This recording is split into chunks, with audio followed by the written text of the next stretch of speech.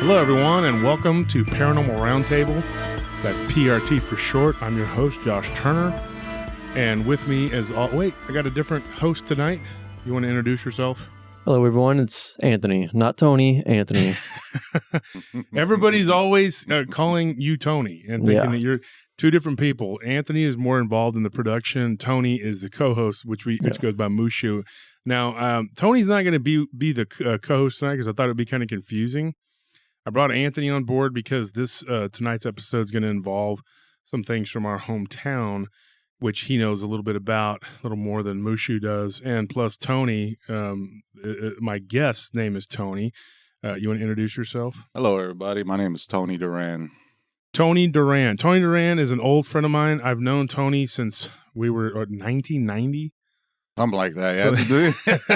It's been a long time. It's been a long time, a very long time. Very long time. We boxed together, Golden Gloves, right. And we've known each other for years and years. He's a very good boxer. His dad was a great boxer and a boxing coach. And he's got a younger brother who's a good friend of mine, Terry Duran. Shout out to him.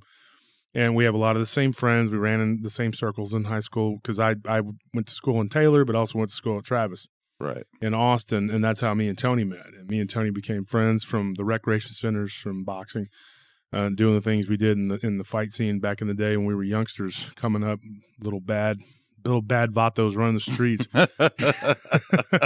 So I thought it would be more appropriate to have Tony sit this one out, Mushu, Tony, and so because you already have Anthony, which, you know, I kind of wanted you here because the Taylor aspect. Yeah. And then, of course, Tony. Now, Tony, this is going to be good for you, too. This may be cathartic for you because you're going to come on and you're going to talk about something that happened to you. But it happened in my hometown, which is not where you're from. And I think that it's going to, and you're going to get maybe some answers from what happened that night because I've done a lot of research into what happened. Now, what happened to Tony happened to me, too. Folks, I've said this before. 90% of the paranormal things that have happened to me, there have been witnesses to these things. It's not like me just making up stories. Well, I'm seeing ghosts, you know. No, there's people that are there that can verify these things really happen. And this is one of them. Before we get started, though, it's Josh Turner at PRTpodcast.com. Josh Turner at PRTpodcast.com. Send me your stories and I can retell them on the show, and hopefully I'll do them justice. And don't forget, if you go to the website, PRTpodcast.com, you can submit art. We have our archives there. You can watch different shows, episodes. We have over 100 episodes now. And we've talked about a lot of weird stuff. Everything from alien abduction, ghosts, any kind of hauntings you could think of, and cryptids. We do a lot of cryptids. So if anybody is interested in submitting a story, let me know. Reach out to me at Josh Turner at PRTpodcast.com. We are also on several different platforms. We are on, Spotify, Google Play, YouTube in particular is our main. Yeah, everything you need for the show to interact with or to listen to it, to get involved in any way, shape, or form is always going to be down below in the comment section of each, in the description of each YouTube video. There's links to everything there that you could ever need for PRT. PRT, yeah. And so, and of course, I've been on Dogman Encounters multiple times and talked about the different stories that have come out of my hometown. And there is a playlist if you go to our YouTube channel, and you can go down to Josh Turner videos that I've been on other people's shows doing my research and talking about the Dogman phenomena. That being said, we're going to move on. I have a few groups that we're involved in. Tony, Mushu, he does Paranormal Encounters. Nellie, my wife, she does Paranormal Lounge, and I do Paranormal Round Table with everybody. And then we also are involved in a couple other ventures and different groups. Ryan Tremblay, A Whisper to a Scream. We are actually in the process of getting our first show out together. Me and him are going to be doing a joint project. He, of course, was from the VF, the Venomous Fringe, and he's no longer with them, and now he's doing this with us. So we'll be talking. We'll be doing another show with him pretty soon here. We're going to be releasing it. And so just be looking out for that first episode of A Whisper to a Scream, because I think it's going to be a good deal. It's going to be his deal, and I'm going to be helping him out with it. And so that being said, we get all that out of the way. I think that's everything, right? Yep. I'm eager to jump into this. Now, Tony, okay, so let's go back to the beginning. First things first. Me and you, we met when we were teenagers, right? Okay, and we would run around and the weekends and go and do stuff, you know, and I really can't remember. I remember when it happened. I was 17. You're my age, so Right. you were the same age. We were both 17, and we had two friends with us. Right. A guy named Jason and a guy named Oscar. Yeah. And you were in the passenger side of the car, right. and Jason was behind you, and Oscar was behind me. Now, I cannot get a hold of Jason. I don't know where he's at or what he's doing these days. And Oscar he can't. He's got something going on, so he's overseas. So we have no way to get in touch with him or to bring them on to verify this. Now, I have been talking to you about this for a while, about you coming on and doing the show, but we have not been able to coordinate it. And I think that we talked about it a few years ago, and I said eventually I'm going to start a show, and then when I do, I want you to come on. Now, here's what I'm going to preface it with this, folks. I told this story. I believe I told this story on the show when I was co-hosting with Sal. And so one of the things that I talked to Sal about beforehand was that it was an incident that actually happened to me. And I kind of took the advice of people around me, and they said, well, you probably shouldn't tell that story because it's really weird and stuff until you can get one of the people that was with you. But I wanted to talk about it because it kind of pertained to the subject matter. And so I told it from the perspective of one of the people that was with us, not necessarily you, Tony. So I left myself out of that story. But the truth be told, that happened to me and you, Tony. Yep.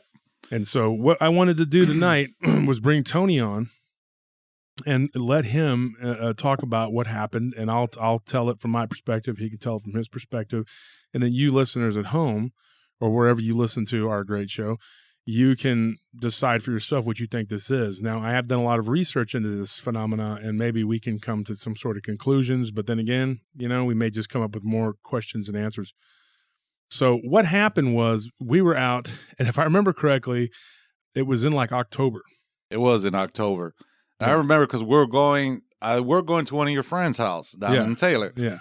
And when we talked about this last time, and when the subject got brought up and you asked, do you remember this? And I was like, yes, I cannot forget about this. This is one of those things that you just cannot forget ever. It's just like when you ride the bike for your first time, you just can't forget. Yeah. All right. And I remember we were going there and you're like, hey, this is Taylor, la, la, la, this is right now we're in the good side of Taylor. And we go crossing the railroad tracks. This is the bad side of Taylor. Nothing wrong with Taylor. I love y'all guys. But, I'm just leading into the story here.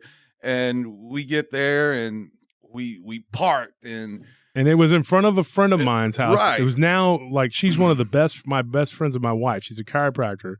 And whenever I told her the story about what happened in front of her house, she freaked out. And it was weird. And something weird actually happened when I told her about that story. And I'll get into that in a minute. But yeah, and so we were driving around and we had gone and seen another one of our friends, which you met, who was the guy that I saw the dog man with when I was 15. Mm-hmm. And that was Daniel Robles, and you were introduced to him. Right. And we kind of talked about that, which was weird. And then later on, we go and we drive around, and then we went to visit my friend Heather, and she was working at the HEB. She's like, yeah, I get off in an hour or so. So we cruised around, and we went and we parked in front of her house. And that's when the weirdness started. That's when the weird. Yes. It started off fine. You could just, folks, if you just imagine, we parked and the lights were on, and we were there. Me and Josh were talking. We had Jason, we had Oscar. It was dark. It was dark, and we were just talking, and we noticed, okay, here goes a dog. All right, where does this dog come from? I don't know. Where does this dog come from?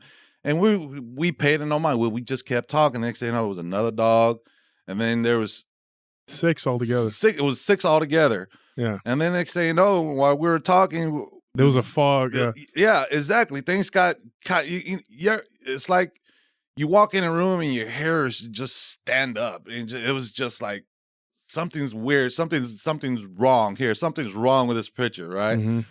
And we started having a conversation about, man, what are these dogs doing here? And then they stopped by the car. Yeah, it was just, I guess you talk about the guy. Yeah. So, okay.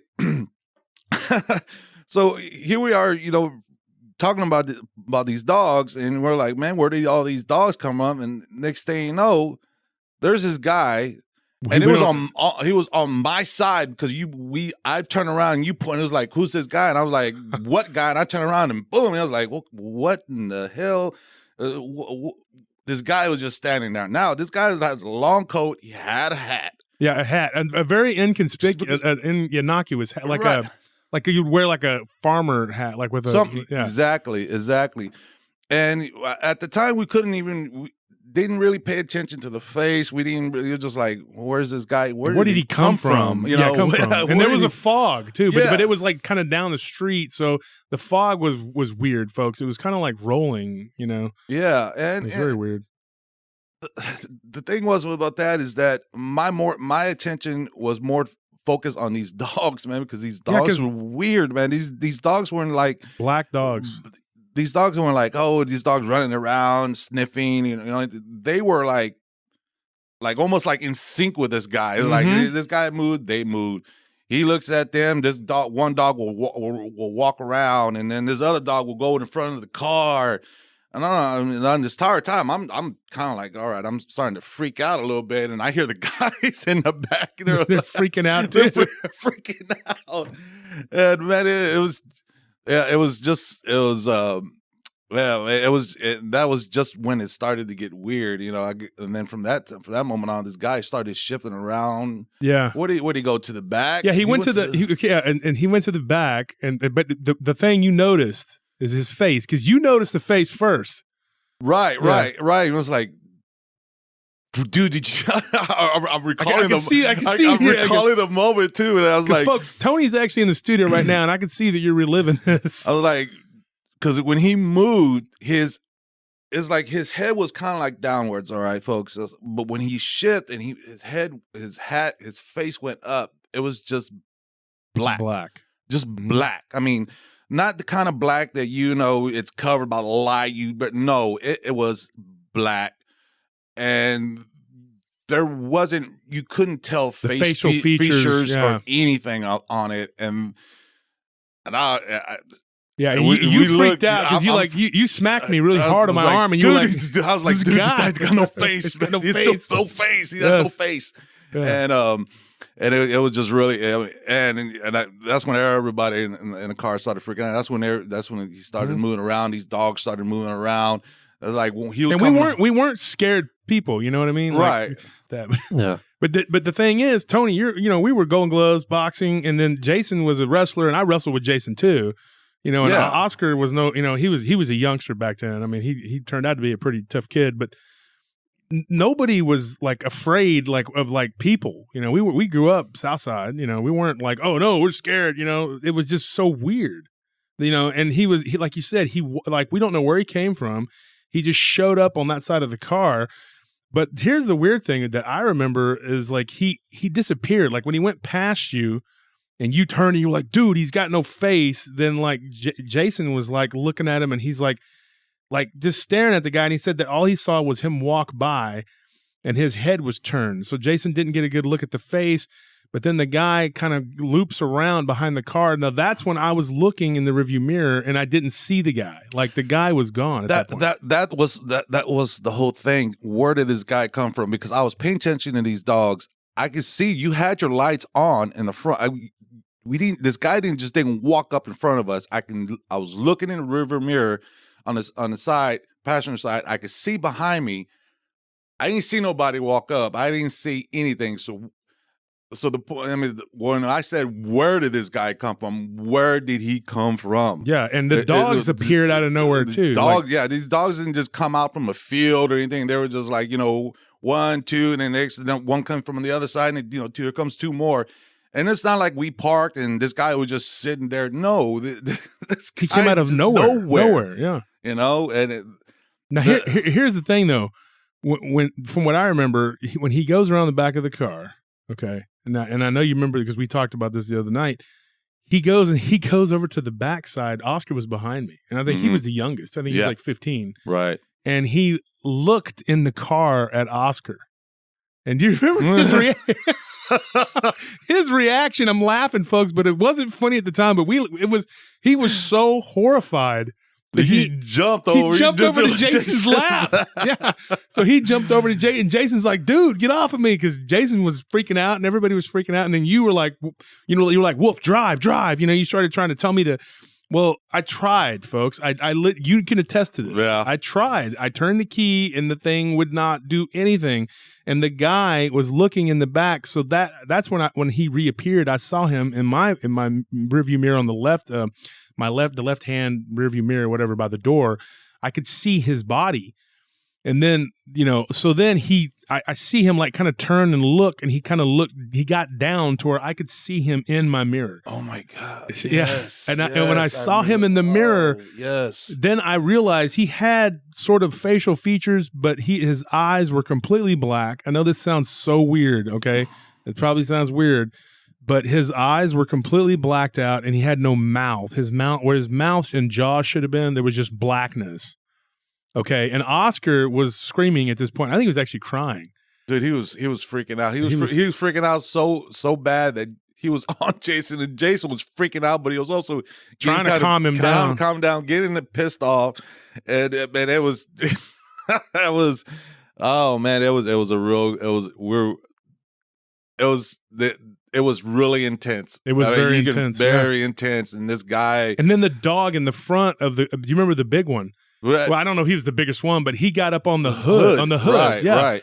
And we were just like, and Tony was like, "What is going?" Like, we were like, "Is this Taylor? Like, is this what happens in Taylor?" Like, and I'm freaking out, and I'm going like, I'm sitting there. I started praying. I was like, "God, please get us, please, please."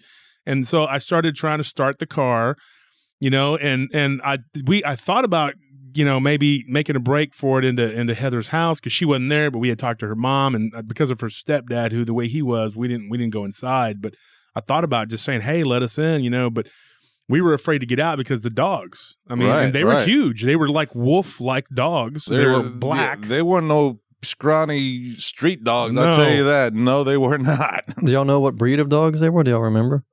Wolves?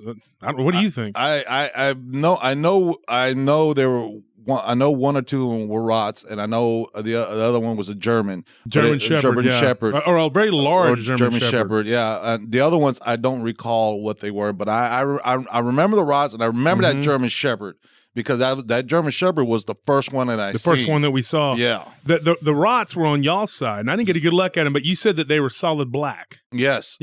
There was no brown to them, but they looked like Rottweilers that were solid black. Jason said that too. Now, my brother. Folks, if you know, my brother's been on the show a couple times. Jason used to work with my brother at a call center. And, when he found out, that was Jason, he goes, "Hey, dude, my brother told me a crazy story." And so when Jason told him that story, he remembers the same thing you do, the Rottweilers on that side. I didn't see those. The ones on my side were wolf-like, and the ones on y'all's side were like Rottweilers. But he said they were solid black. But the way that Jason described him was like the dog from The Omen.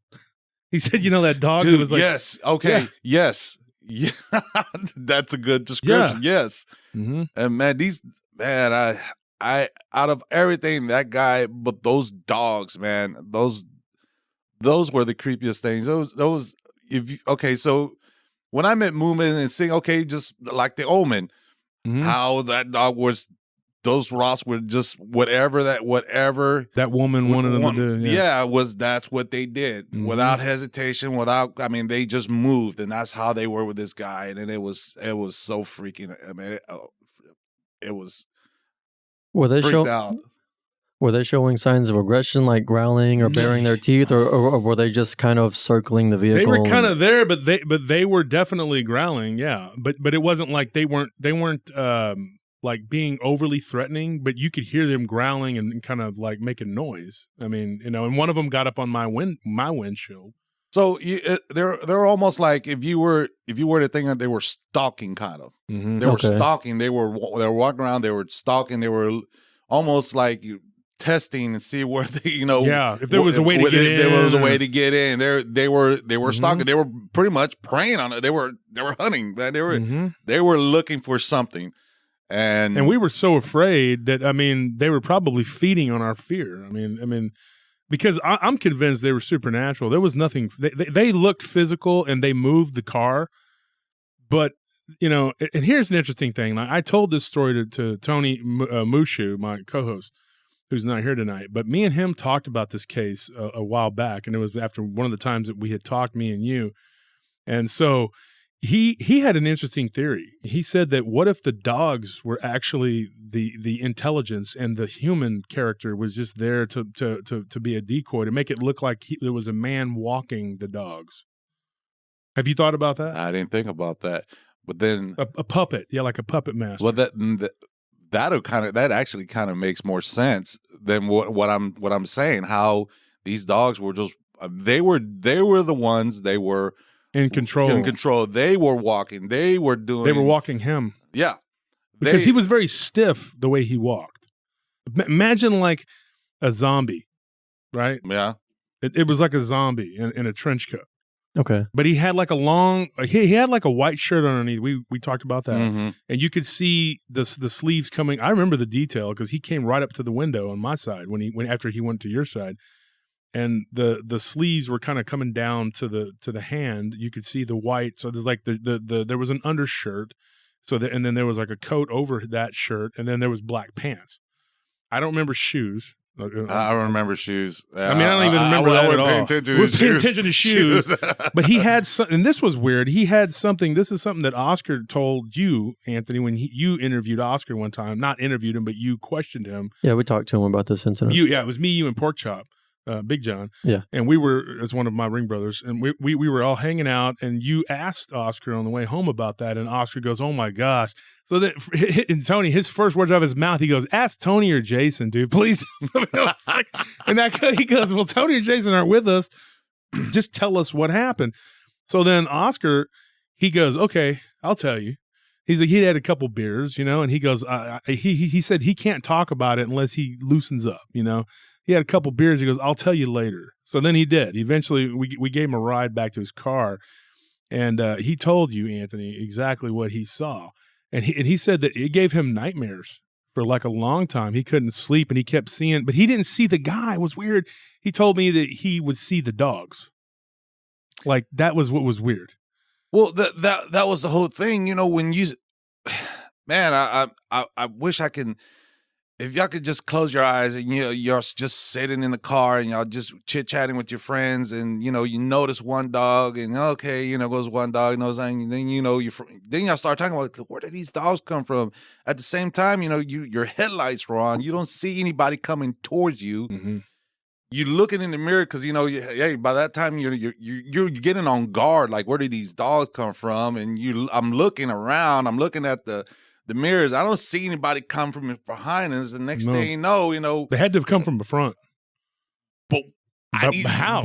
Yeah. I mean, this is something. I mean, we had a straight clearance. I mean, yes, it was foggy, but it's. I mean, it wasn't a dense fog where the fog rolled in. Was what was weird. Yeah, it just wasn't something just appeared throughout the fog. I mean, you could still make heads or tails what was coming at you or coming from behind you. And this guy was just, if you're sitting in the passenger side and you're talking and freaking out about these dogs, and you turn around and, hey, there's this guy right there by the window on my side. And nobody knows where he came from. And then next thing you know, all these groups of dogs just right around him. And it's like, what in the... Yeah, it was crazy. It was nuts, man. It was nuts. It was really intense. And, man, the fear was out the wall.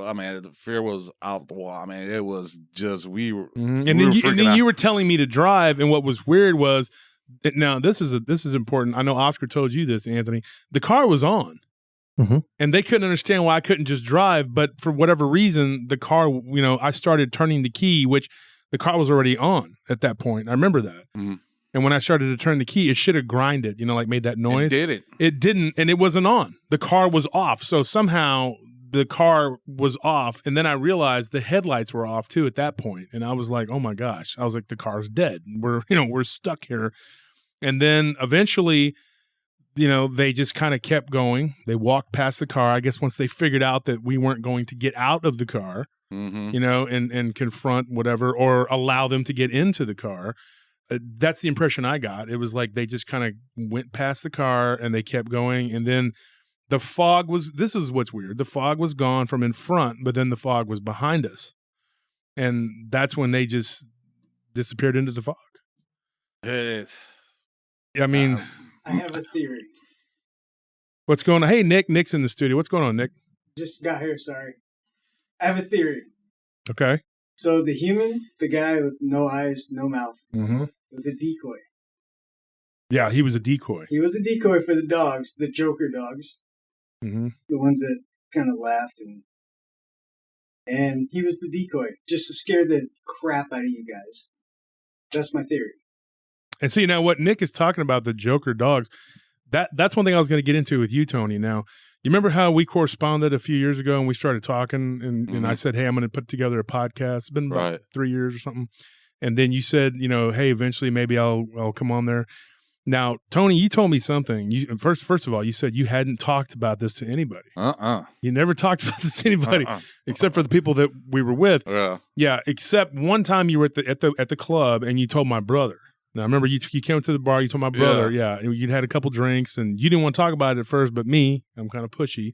So I said, dude, tell him the story. So you told him from your perspective what happened. Now, my brother's the only one who's talked to you, Jason, Oscar, and me and got all of our stories. He's the only one. Now, you have talked to Oscar.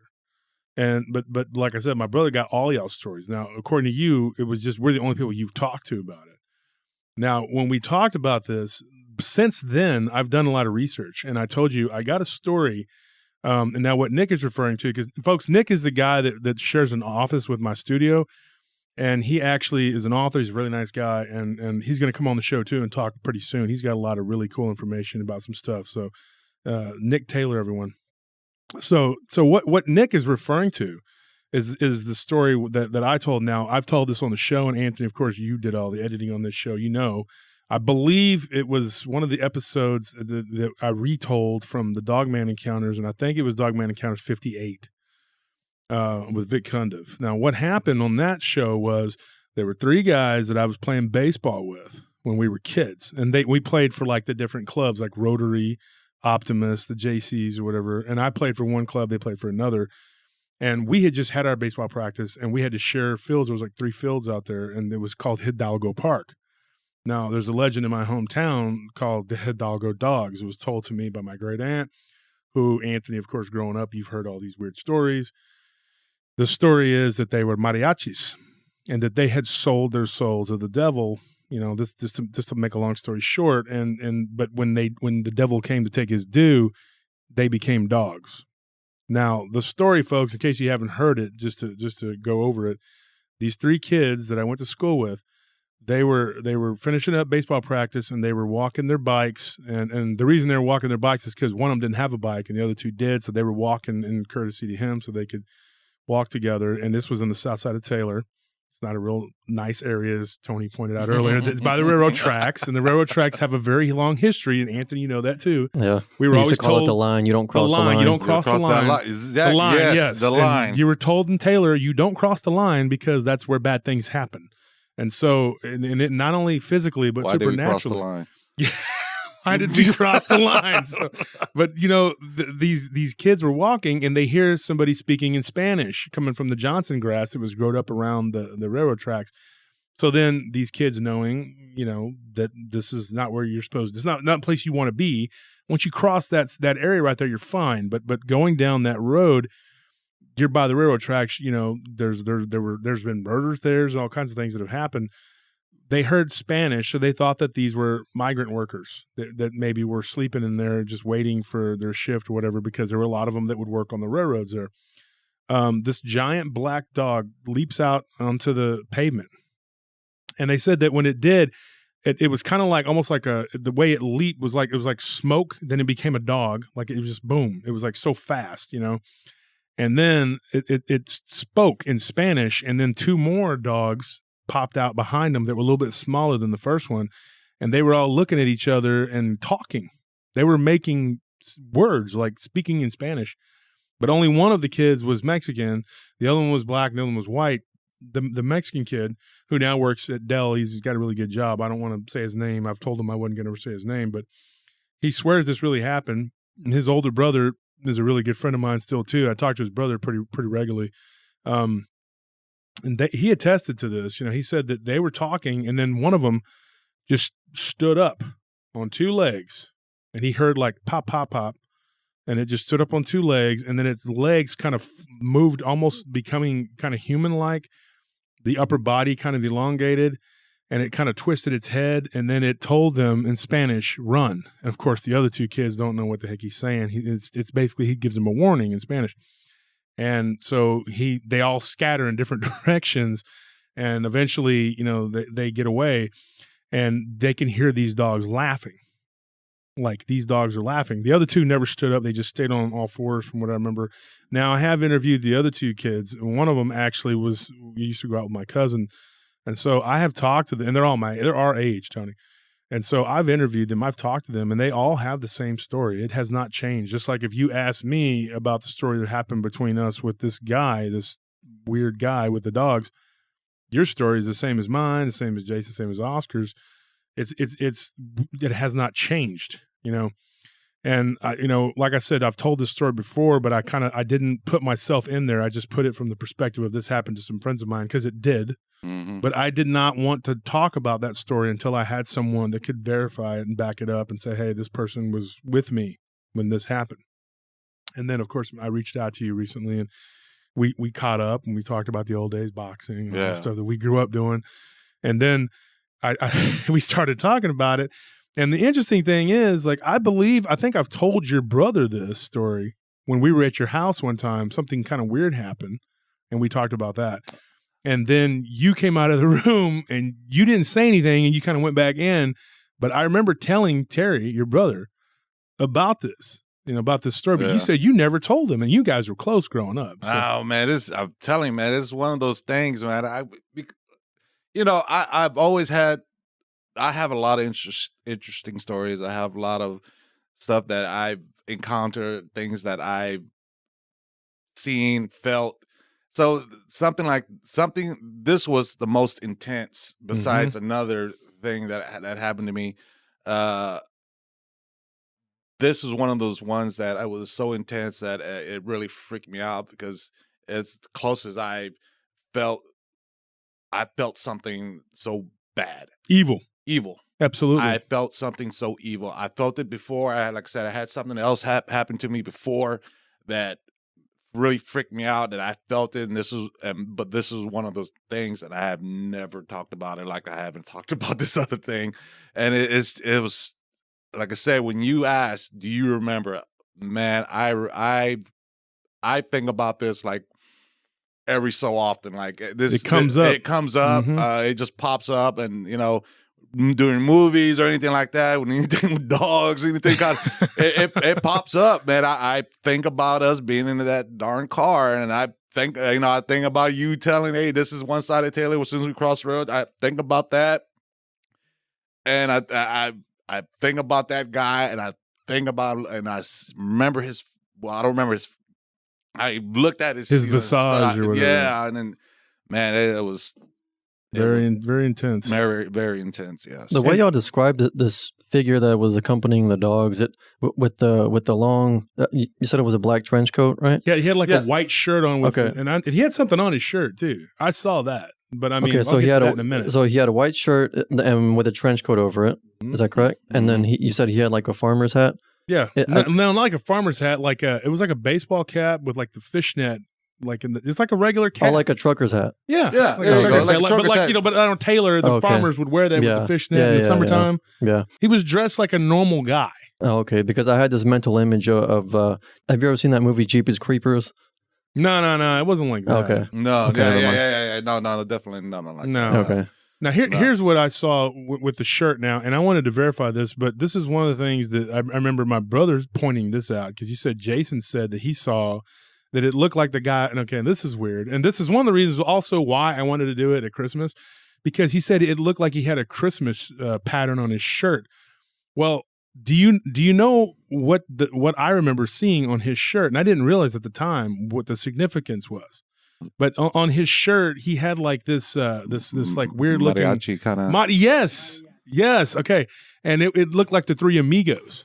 but they dressed like mariachis, and there was like a Christmas tree in the background. And I remember, like we said, it was October when this happened, and so because it was October and it was about I think a week before Halloween or something, and we had gone to my friend Daniel Robles's, who's now a preacher in my hometown. He's the guy I saw the Dog Man with when I was 15. Now I always wondered if maybe that night, like he had told us that story. Like maybe it freaked us out or something but you had heard that story before because I told you, because we were talking about ghost stories one day. Right. Yeah, and we were at the rec center, which is notoriously haunted, and we used to box in this old rickety rec center, and it was haunted because like you'd be over there and the reflex bags start moving, and we're like, what the heck is a kukui over there? And, because we were, and we were poor. We grew up, and by the way, Tony has a fist of stone. He's got some hard hands. I can attest to that. So we're over there and we're at this haunted gym, because it was an old dilapidated building, and I know you know which one I'm talking about. So we're sitting there and I remember Pops telling like some kind of ghost stories, or whatever, and then I was like, I got a story, so I told about what happened to me. Now I know the first time I told you that, you kind of looked at me like I was crazy, and I was like, oh, maybe I shouldn't talk about this, So when we went back to my hometown, I made it a point to introduce you guys to my friend Daniel, who actually told that story. But then a couple of hours later, we're messing around and doing whatever, and then that thing happens with this guy with these dogs, and I don't know if it's connected or not. But here's the weird thing: that there's two things I wanted to point out. First of all, when I told that story to your brother, when you all were living at Sunnymead, which is not there anymore. That's complex. It's not there. It's been tore down.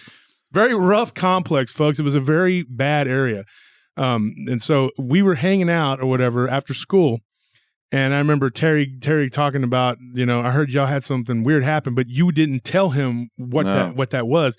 And so Terry goes, what was it? And we were like making sandwiches or something. I remember that.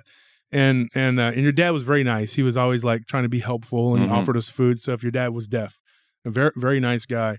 I liked him a lot, and he would always let me come over and just, just whatever, and was real kind man, great boxer too. And so anyways, we were talking and we were making sandwiches, and Terry goes, oh, so y'all saw Okokoi, and he puts the knife down on the counter, and then he goes, so what did it look like? And I said, dude, it looked like a guy walking with a bunch of black dogs. Right when I said that knife kind of shook and fell onto the ground, and the noise, I guess, kind of brought you out of your room, and then you come out and you were like, and Terry, we were all standing there and everybody just kind of got quiet, and then that was it. You went back in the room because you were just like, whatever, man. You just went back in the room. I was probably like, oh, shoot. Yeah. And we didn't talk about it at that point, but then we were by the pool one day and I told Terry the story. So I may have been the only person that ever told him. Right. Because then you told me years later you had never told him. I have never, ever, we have spoke about it before. I think I may have briefly touched on it with my wife briefly. Like I didn't go through over the whole thing. It's very intense. It's intense, man. It's intense. It's hard to talk about. It's hard to talk about. You don't want to bring that stuff back up. Yeah. You don't want to remember that and like feel the feelings in the memory. Mm-hmm. Right. Like, right what we're doing right now, man, I'm just like almost like in a kind of, not that I'm a timid person, I'm almost like in a panic because I remember this freaking guy, man. Yes, yeah, dude, it was the shit. It gave me the chills, man. It was very like, much the chills, yeah. It was very hard. It was now. See, folks, that's why I wanted to wait to tell this story until you came on the show, because me telling it by myself doesn't do it justice. When you come on the show and then we can talk about it. Here's what's weird. Now, that girl whose house we were in front of, okay, her stepdad was a very mean guy. I mean, he was a very bad guy. And her mother was a very sweet person, like the exact opposite. I don't know how she ended up with that guy, but when I told her the story, she thought maybe it had something to do with him because he was such a bad guy and he had all these bad people coming around. Right. And I told her that may or may not be. It may have been just a coincidence. But we were talking about it, and I'll never forget this. I was with Zane, my nephew, who's Diablo, my brother, his son, and we were at her house one night, and we were talking about it. And when I told her that story, she goes, "Oh my gosh!" And then while we were talking about it, something fell into the kitchen sink and made like a crash, and she was all like kind of freaked out. So my nephew was with me, and he walked over there and he looked, and he was just like, "Oh, it's just a coffee mug." And she was like, "What?" It was a coffee. It was a mug that she had sat on the counter, and it just kind of fell into the sink. And like, we don't know how that happened, but it was when we talked about it. And then I thought back to the time when I talked about it with Terry, your brother, we were making sandwiches. Yeah, that's why I don't want to talk about it. Exactly. Dang then it. something weird happened, and then so I was just like, okay, this is really intense story. This is really weird. And so it seems like something always happens. And now my friend Daniel, that I saw that werewolf dog man, whatever you want to call it, back when I was 15, which would have been 2 years before that. Mm-hmm. He told me a weird story, and I want to get him on the show one day and have him talk about stuff. But he claims that he was walking down the street one day, and a guy came out of where it used to be. You remember the old insane asylum? Oh yeah, it was called the Whitmeier Hospital in Taylor, Texas. Yeah, yep.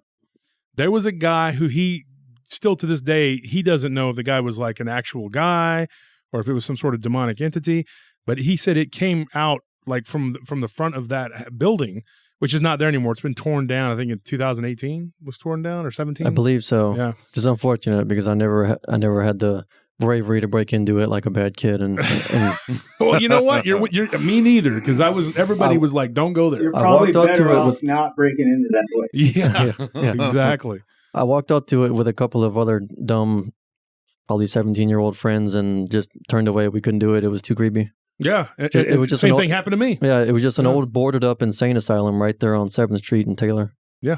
Right down the road from where my aunt and uncle live. And so, yeah, so that same thing happened to me. I was, I think, probably like, 14 or something. And me and a couple of my buddies were going to go and break in, and we were all like, yeah, let's go. And then we heard noises, and one of my friends claims he looked in and saw something moving. So then we were just like, we ran, and that may very well have been. But my friend Daniel said that he was walking down the road, and this thing came out from in front of that and just like confronted him. And it was like this tall guy, and the description was very weird. It was almost like what we saw. Now, Oscar told you that the guy looked Hispanic. He told you that. Yeah. And he said he looked like a Hispanic guy with no eyes. He had darker skin, but with no mouth. But when me and you first saw the guy, like, you had a better look at him than I did on your side. Right. It looked like the guy had no face because you couldn't see. Couldn't see anything. Yeah. Yeah. I just couldn't see. I know something was there, but I just couldn't. There was no facial features at all. Yeah. It was just called metaphysical shock. When something comes out of nowhere, you have what's called metaphysical shock. So shock is where you don't feel, but you still kind of see, but you don't register everything because it's coming out of nowhere. Yeah, out of nowhere. Nowhere. And it shocks your system. You see it, but you don't believe it, but you still see it. Right. Still don't believe it. So you don't catch everything. Yeah. Nick, why don't you something? Here, come take over real quick and talk about this real fast. Really? Yes. Sit down and do that. Okay. Because we only had 3 mics. We didn't set up another one. If I'd have known you'd have been here, I'd have said, yeah, let's do it. So explain that to the audience, Nick. So, in my experience of almost 50 years of metaphysics, psychology, and subconscious psychology, I've experienced a lot of crazy things on a physical, metaphysical, pataphysical level. Right. There's many different dimensions that surround us. And there are people that can experience those things, see them, hear them, physically, audically, physically, like crazy. But when it comes like what you experienced, where you see this person, they have no face, but they have a face. So when someone's coming at you and you're kind of freaking out, you've never experienced anything like this. It's called a metaphysical shock. And so you'll remember certain things and not other things. It's like when people get in a car wreck or when women give birth to children, they don't remember the whole birth. They don't remember all the pain because you create what's called cellular memory block. So you don't remember that forever.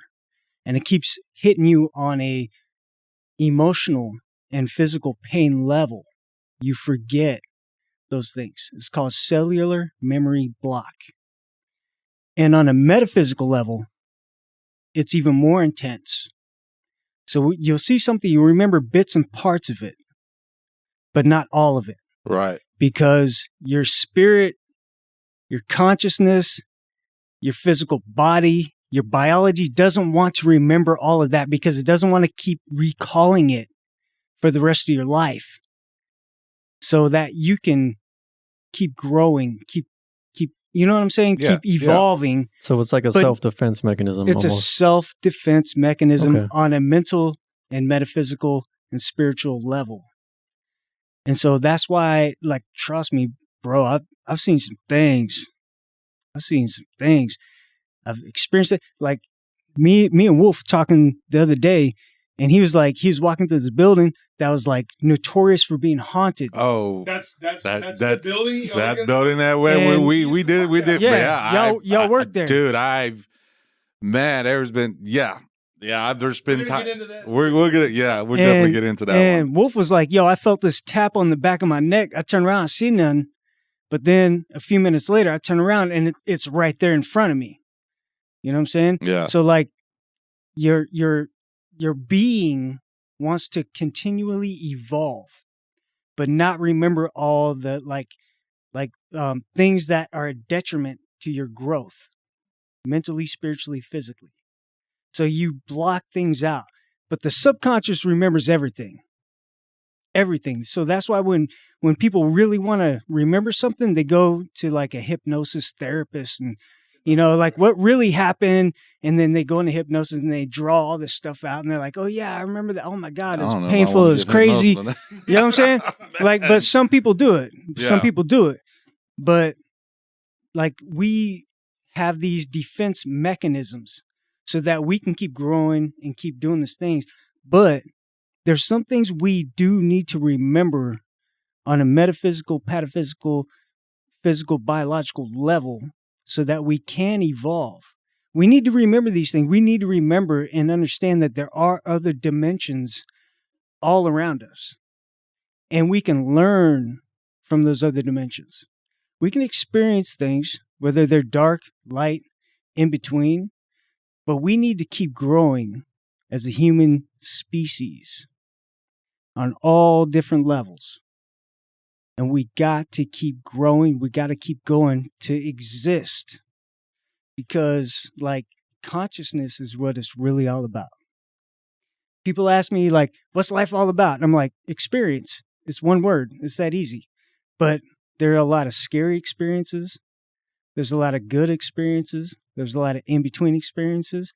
But me personally, I believe in you got to experience all experiences in all different dimensions, all different levels of evolution to become better as a species, as a human race. It's about embracing it all, the happiness, the sadness, anger, positive, negative, all of it. It's part of the same whole. Embracing all of it, but being able to become better, stronger, faster, smarter, and eventually uplifting everybody up to those levels. But you got to deal with your demons at some point. Right. You got to deal with the bullshit at some point. Sorry, I cuss. You got to deal with all different levels of consciousness, being, physical, metaphysical, everything, spiritual, all that. You got to work your way up to become bigger, better, faster, smarter, stronger. Y'all agree? Definitely, 100%. 100%. All right, I'm gonna pass the mic over to back to Wolf, but thank you for having me on, man. Yeah, and then we're definitely gonna chop it up sometime. Yeah, that was awesome. We going Wolf. You and I are gonna chop it up one time for a minute, like about the things we be talking about. Yeah, but I think that was an amazing point because it's like the brain and the spirit, the mind and the spirit have kind of an immune system just like the body does. Oh yeah, absolutely. Yeah, and so and folks, that was Nick Taylor. Like I said, he's an author, and he's actually going to come on the show at some point. And we're going to talk. We share an office, and it's so weird. The first day we met, I was thinking, I got to share an office with some guy I don't know, and then when I met Nick, I was like, that was like a breath of fresh air because we were so on the same level with almost everything. We just we totally connected and clicked, and he understands the paranormal in a way that a lot of people don't. And so, anyway, thank you for sitting in on that, Nick. And you can sit down if you want to be here. You know, bro, thank you for letting me sit in. Yeah, and like this guy right here, bro. I know you got a lot of things you've experienced that you just don't want to talk about, but this is a safe place. This is a safe space to talk about. Yeah, I don't know. We got enough time today to go over everything, man. But I have, like, you know, what you were talking about. People feel. There's people that has audio. I'm the one that can feel. Yeah. I can walk in a room and I can feel, and I know when there's something's gonna happen. I feel it. I already feel it. I can already see, because a lot of stuff that you see, like shadows, you don't see it directly. You see it out your peripheral, yeah, right? Peripheral. You see something flash. You know, people, it's something that's just a light. No, it's something's there. It was going too fast for you. But your peripheral is what that caught it. All right. So what I call that is the quantum touch. The what? The quantum touch. The quantum touch. Quantum is what you can't see. It's not actually physical, but it's on the metaphysical. But it touches you. Right. You feel it on a quantum level, and you know it's coming. It's called the quantum touch. There you go. Quantum touch. I get that shit all day. Every time, whenever Wolf is finna come into the office, I know he's on the way. He don't have to call me, he don't have to text me. I know he's on the way. So, like, matter of fact, when I was on the way up here, I was like, "You doing a podcast?" So I'm gonna be real quiet. So you know how quiet I was being coming in? Yeah, when you came in, we didn't even hear you. Like extra quiet. Where usually I'm just like clang clang. Yeah, we both do that. We just. But I knew you had something going on. It's called a quantum touch, and it's where it's not like this type of touch. It's like, you know. I know there's something, and my wife, and it was funny. My wife tells me once, you know, when I've been with her for over 13 years, and if you know the very first, not the first day, but when we met, you know, as time went along, we were together and we were living together. She always, you know, what did you bring? And I'm like, what do you mean? What did you bring? She goes, there's something here. Yeah, your old house was haunted. My old house was haunted. Dude, I experienced a lot of stuff. I had a lot of weird, like, evil dreams that, man, it was so it was so real. They're vivid. Yeah, so vivid. There you go. That's where I was looking. So vivid. You still think it's a dream, but it actually came to fruition in real life. Yeah. Right. Tangible, physical, tangible. Very tangible. Right. So even Wolf we were talking about this, was it last night or the night before, when he worked at this place, he ended up bringing it back to his own place. Yeah, and see what Nick is talking about, folks, because you can't hear him. Tony, we're going to get into that a little bit. Tony worked in a building. You realize that, you know what I'm talking about. I know what you're talking about, because I bring stuff all the time. Yeah. And it doesn't, and sometimes those suckers don't want to go anywhere. Now, but there's a reason why. Because you play oblivious to it. But even the fact that you do see it, they know that you're on the next level, and they can attach to it and come with you. They're the traveler. They're the hitchhiker. When you see them on the side of the road doing this, on a metaphysical level, you see out the corner, you try to ignore it, they still attach. Yeah. And they come with you. You got to be careful of that. Yeah, I know. And it has bitten me in the butt a couple of times. You know, they're very hard to get rid of. I think the reason that we saw that guy that night. They're not hard to get rid of. To me, they were. and hold on, Nick, hold on. That's a story for another show. Okay, okay. We're going to get into that at some point. Real quick, how to get rid of them, if you don't mind. For those who are listening that are having problems with the type of stuff, give a real quick, like, how to get rid of them. You focus your mind on light, the sun. The sunshine, the sun shining, the light of the sunshine. You just focus yourself right in front of the sun, your soul in front of the sun, just sunlight just burning through your whole soul. And that will get rid of any hitchhikers, any darkness, any dark consciousnesses. You place yourself in front of the sun and surround yourself and let the sunlight permeate your being, the sunlight. And it will get rid of them. Folks, here's the thing. Nick is going to come on the show. I promise you, we're going to get him on there. Me and Nick have already gotten some ideas. I already got them down on my pad, and we're gonna talk. And he's got a lot of stuff. I mean, I'm talking knowledge about ancient civilizations. He's got knowledge about the DNA, just you name it. The guy in holistic, all kinds of everything. Me and Nick talk a lot about a lot of stuff, and he's practically become like a consultant, and I consult with him. So, but Tony, he's being better. That's pretty good because my stuff is so bad, and I know we want to go on, but my stuff is so bad I don't even get around Ouija boards because I can. You don't want to. You don't want to open up doorways with that.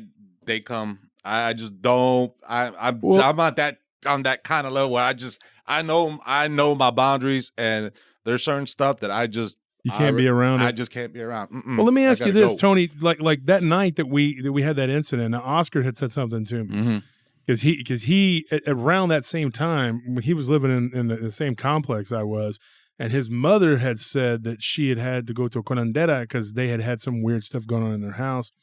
And I remember Oscar saying, he goes, "Man, whenever I'm around you and Tony, weird stuff happens." And so Anthony said. So I'm sitting there thinking, like, maybe because me and you, Tony, were in Taylor at that time, and then we were in the front seat together. I think we were the ones that attracted that thing, whatever it was. Dude, that's what. And my wife told me they was probably there for you. You know, they was probably looking for you. And I mean, there's a lot of stuff that it intentionally just bring stuff at it, and I have to be very, careful. I have to be careful.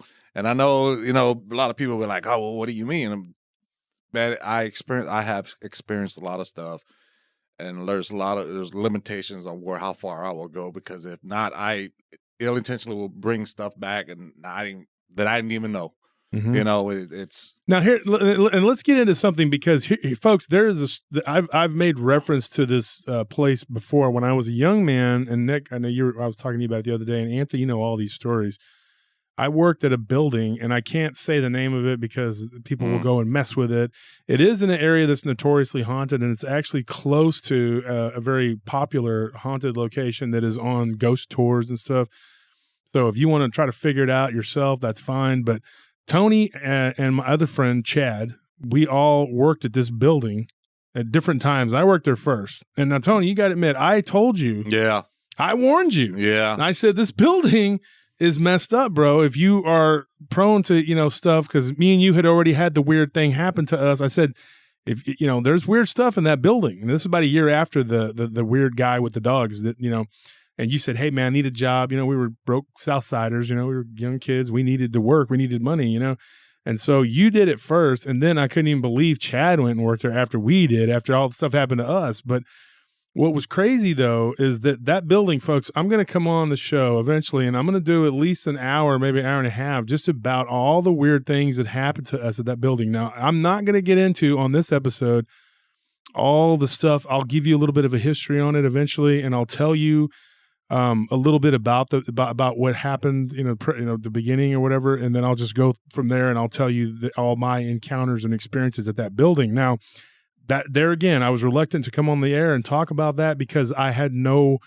way to, say, "Hey, this happened." It's just my word. But now, Tony, you worked at that building, and now I got you on the show. I would like for you to give a little bit of some of the things that happened to you there. So over there, in the beginning of working there, we worked for a security company. We worked for a security company, and we had to do patrols at nights, and I had to go I can't remember what floor it was on, but I know the 11th floor was just like the 11th floor was horrible. Was very horrible. Freaking horrible.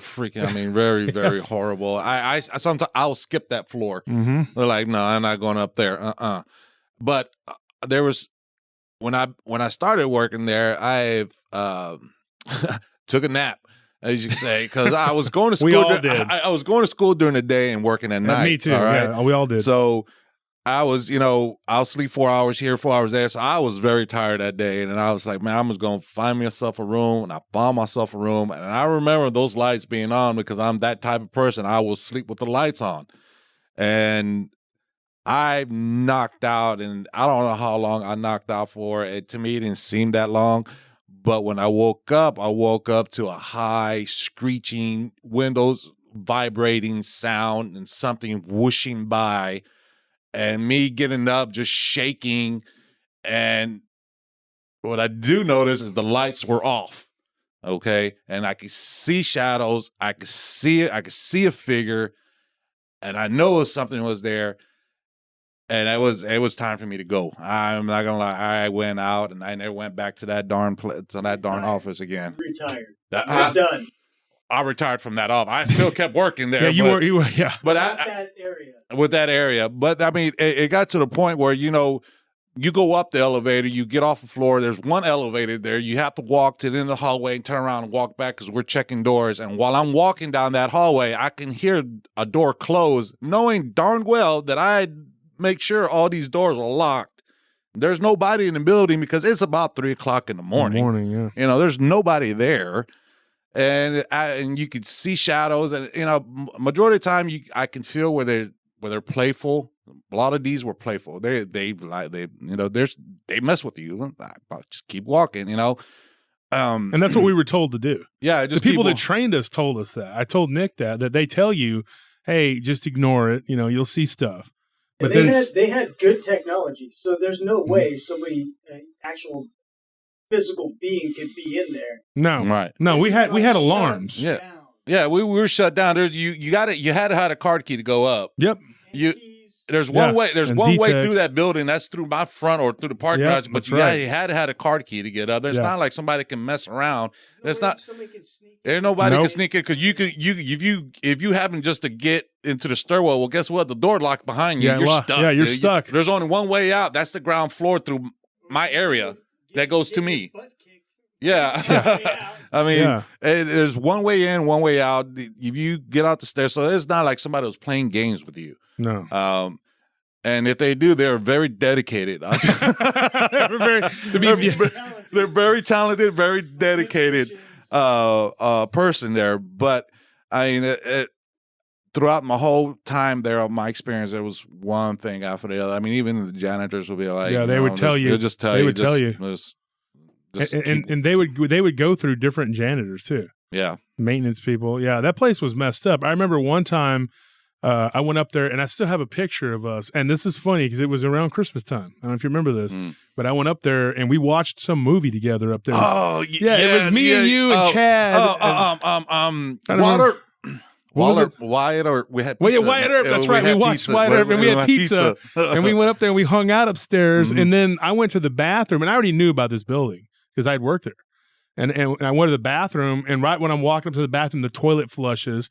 Well, I look back and I see y'all three in the conference room, and I'm like, oh my gosh, I have to go in there, and you know, and then I just had to ignore it. I literally was like looking down, I saw something in the corner of my eye, and I knew it wasn't one of y'all, and I was just like, I just have to ignore it, you know. And then I was kind of worried because I don't want whatever was in there to remember me and then follow me home, you know.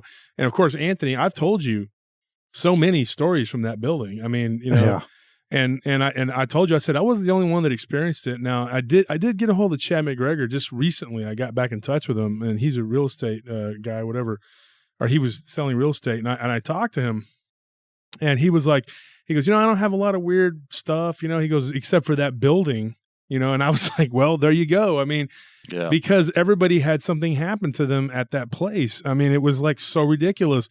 And it was so obviously haunted, you know. I got stories, like if you read the guard log, just the guard log would scare you because it had guards from way back. And I was dumb enough to sit there one night and read through it. Oh my gosh. And then I was like, man, yeah. And so Tony, you worked there. How long did you work there? For a while, man. I endured it for a while because I needed. Yeah, I remember you needed the money. I told Nick that the other day. I said we were poor. We needed money. And after a while, I got used to it. All right, so I asked him. I was like, "Why would he endure that?" We were poor. But it wasn't threatening. You know, it wasn't. They weren't there just to. They were there just. They were playing with you. They're playing with you. That's not what I felt. That's not what I felt. On some of the floors. Real quick, I'll leave you guys alone after this. Real quick. What if you guys being there and they're messing with you, disturbing your consciousness? Mm-hmm. What if you guys there we're disturbing their consciousness and their reality, freaking them out. Yeah, maybe. Oh, kind of like that movie, The Others. The Others. Yeah. Then why us? Why not everybody? Why just particularly us? The guards at night. Because you saw it. You were the ones that were able to actually interact, pay attention, be conscious of where everybody else was just like, screw you. But you guys were like, yo, I see you. Yeah, we see it. Yeah, I've done that. I done it. I know you're there. Yeah, you know, talking I'm talking to myself like I'm an idiot. I know you're there. You know. Well, when we were there that night though, with one of my friends that we were there hanging out that night, he when we left, he was like, "Did y'all see anything weird in there?" And I played it off, and I was like, "No." And so, like, for a couple days, I just let him think, he was crazy. And then he was like telling Jason, our friend Jason, he was telling him about it. This guy I went to high school with, and he goes, "Oh, you mean that haunted building that him and Tony work at?" and Brian's like, "Oh, you mean you know about that?" And I was like, "Absolutely, yeah. I was just messing with you, dude. You're not crazy, no." And he goes, "Dude, I thought I was losing my mind." I was like, "Nobody's paying attention to this, and I'm seeing it, and y'all aren't paying attention." I said, "Yeah, because me and Tony have already, we know it's there." Nothing is better than validation. Yeah, validation. Seriously, yeah. Especially on a metaphysical level, when you have multiple people experiencing this thing with your friends. And there's been times when me and my friends, like me, 4 or 5 of my friends, been like, okay, we all saw this. I'm the only one that admits that, yeah, we saw that. My other friends were like, I'm not messing with this. I'm out. Years later, I'm like, you remember that, right? And they're like, yeah, but I'll never admit to it.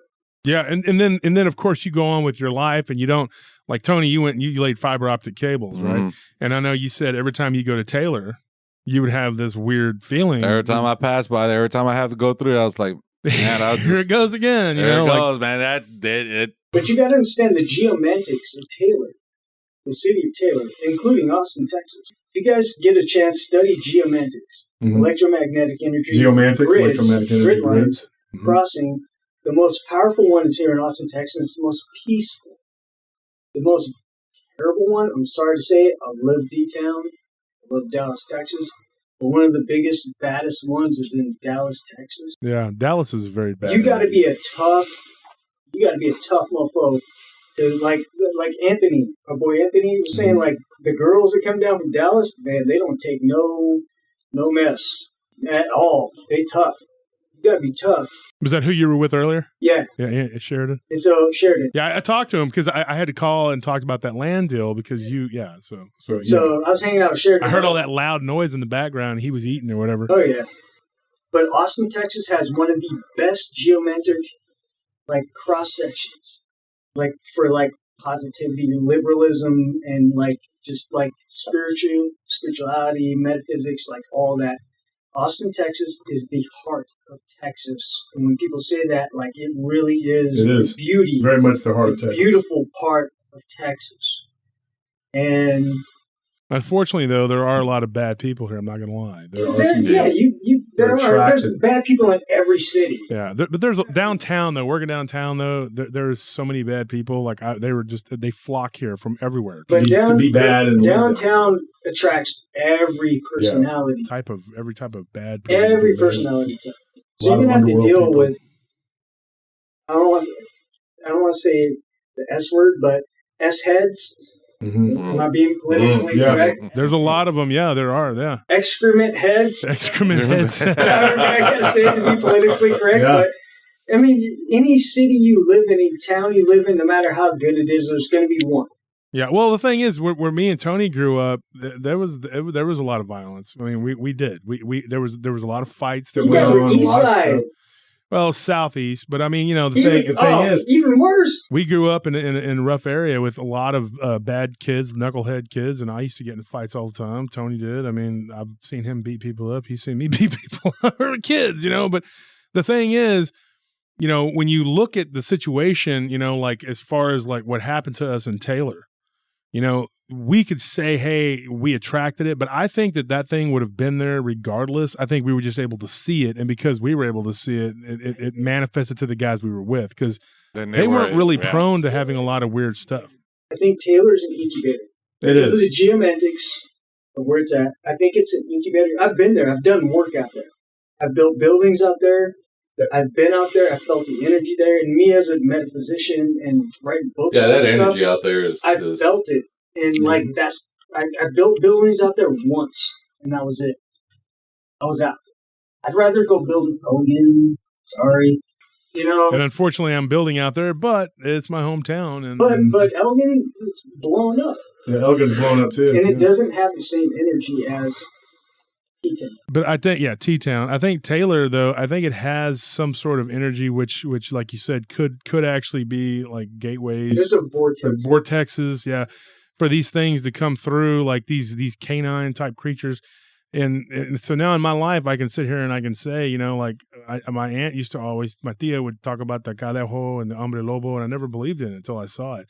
I'm of the opinion now. I was talking on one of the shows, folks. I don't know if you remember. I had Chief on. He's half Mexican, half Lipan, Apache Indian. But one of the things that he talked about was the cadejo. He's real big into studying that. And off the air, I told him, well, I may or may not have had a cadejo experience, but I'm not going to talk about it until I get, you know, Tony, you on the show. And the thing is, I don't know that that's what that is, but the fact that the guy was wearing a shirt that had the Three Amigos mariachi on there, I think that was something symbolic, because there may be something to the legend of the mariachi, because you know what it is there was a guy, it was a landowner. He was very wealthy, and he had a beautiful daughter, and this guy wanted to woo her, but he was a lowly mariachi. He didn't, you know, so he made a deal with the devil, and the devil made him play music. Of course, the devil, we know, as everybody says, he was the master of music. So, you know, that's the legend. So he made him able to play the music to get this woman. And so, but once he got her, he eventually lost her. And then, of course, the devil always gets his due. And he convinced, the legend is he convinced 2 or 3 of his buddies, you know, to go along with this, to become very popular. And according to my great aunt and a couple of older relatives, they claim that their grandparents remember these guys as being like, everybody loved their music all over Texas. They would travel and everybody was like, oh, they're awesome. You know, women liked them, and they became wealthy because they could play music. They played every wedding and quinceañera and everything you could possibly imagine. And then of course they just one day they all just died, one after the other, just heart attack, and then they were dead. Yeah, the devil came and took his due. And then now, you know, what we saw, because there were 6 dogs, you know, I've often wondered if maybe that guy's shirt was a clue, or if that was like his. A mariachi band consists of 6 members. 6 members, yeah. But his shirt, though, it just had 3. But I think it was the Three Amigos, which from what I remember. And I thought, what better way to look like inconspicuous than try to look inconspicuous is wearing a ball hat, wearing regular white shirt with like a little Christmas thing with the Three Amigos on there, you know, and it looks like a normal guy. But then when you look at his face, he had no eyes, no mouth, you know, and you only saw his features when he got real close to the window. And that's when Oscar started freaking out, you know, and that's what I'm saying. I can never forget that moment, the intensity, there's one thing when your hairs raise up, when you feel the energy. There's another things when your hairs raise up and your body is tense. Mm-hmm. That, to me, when that happens, that's totally that. They're not playing. This is something beyond. This is evil. Yeah. What were you gonna say, Anthony? I was gonna ask. So, how exactly did this encounter with this guy and these dogs end? Did they just? Okay. So, from the point in time that this man is right up on the window, like right as it reaches its peak intensity, can you start there and describe what happened between there and the end of this whole ordeal? Do you want to take that, or you want me to take it? It was on my side. Yeah, it was more on you. It was on my side. Yeah. So, from what I remember at that point, Tony, you were more focused on getting out of there, and you kept telling me to start. Man, let's get the F out of here, dude. He's yelling at this point. He's like, turn the key. I'm like, I'm trying. Do you think I'm just playing around? I want to sit here with this demon. So this thing was on that side, and of course, Oscar was practically in Jason's lap. And I had this Buick, this car, you know, and so we had, and so Oscar was kicking the door with his feet, from what I remember. And I was like, dude, knock it off, because he's kicking my seat. He's kicking the door, but he's trying to get away, and he's practically on top of Jason. Now, that's it sounds funny now, but I was like, dude, you're kicking my seat, Holmes, you know? And so I look in the rear, in the side mirror, and the guy had just kind of walked off. Now, folks, I wish I could describe to you, I could show you physically how he walked, because I could kind of, you know, one day when Oscar was telling you, Anthony, like I kind of demonstrated, me and him kind of demonstrated to you how he walked. So you got an idea of how he did it. But it's hard to relay it to you folks at home. Now, I'm going to have to explain it to you. Imagine not a Frankenstein's monster, you know, like his arms weren't out in front of him and he wasn't going, you know, but his arms were kind of dangling kind of in front of his body. And when he moved his legs, okay, and this is what I remember, he didn't bend his knees. It was like he was walking like a toy soldier type of, is that correct, Tony? It's almost like, yeah. I mean, I don't know how. Yeah. Yes. But again, my main focus was those darn dogs. The dogs. The dogs is what because one of them was on the hood at that point too. I mean, yes, this guy was you know, no face. This guy was blacked out. His face black. I couldn't tell his facial features, but these dogs is what. These dogs are what got me, man. Yeah. These dogs. Mm-hmm. These dogs were what I sensed more of. The evil coming off of them.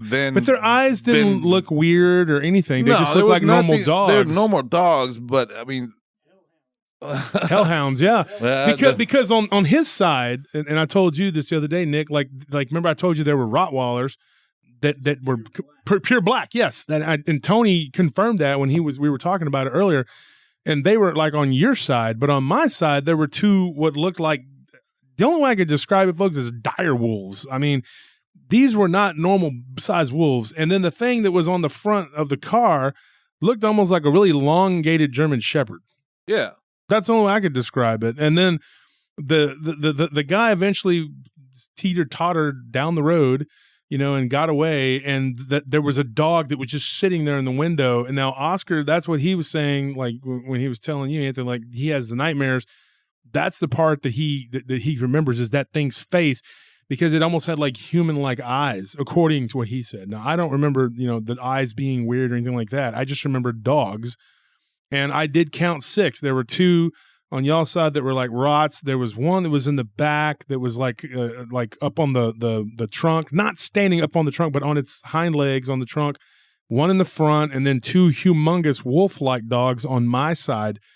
And I was just like, we're surrounded by 6 dogs. You know, it is like, what is the deal here?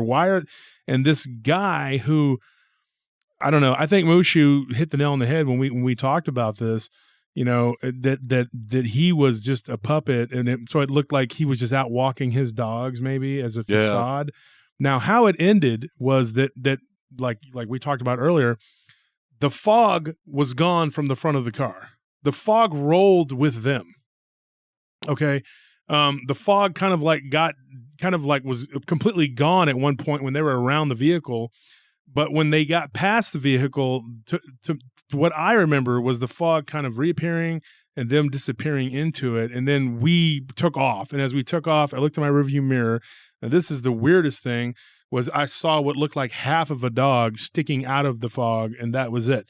I did not. And then we drove off and we were just... yeah, but see, that's the thing. When I said it earlier, yes, there was a fog, but it wasn't like it was a dense fog. No, it wasn't dense. It wasn't like they walked through and then you couldn't see it because the fog was so dense. It was a light fog, but smoke. Yeah. Smoke. Okay, smoke. Like there you go. Smoke. There you go. Because I always thought it was. But where did the smoke come from? I always thought it was fog, because it was kind of a humid, it had rained. And so I thought maybe, it was, I think it had kind of rained or misted or something, and so I thought, well, that's probably, there was like a, that's what it was, I didn't pour rain or anything like that, but I remember it being kind of like drizzly or rainy or something. And maybe that there was the fog. That's why I thought that was fog, but yeah, smoke could be what it was.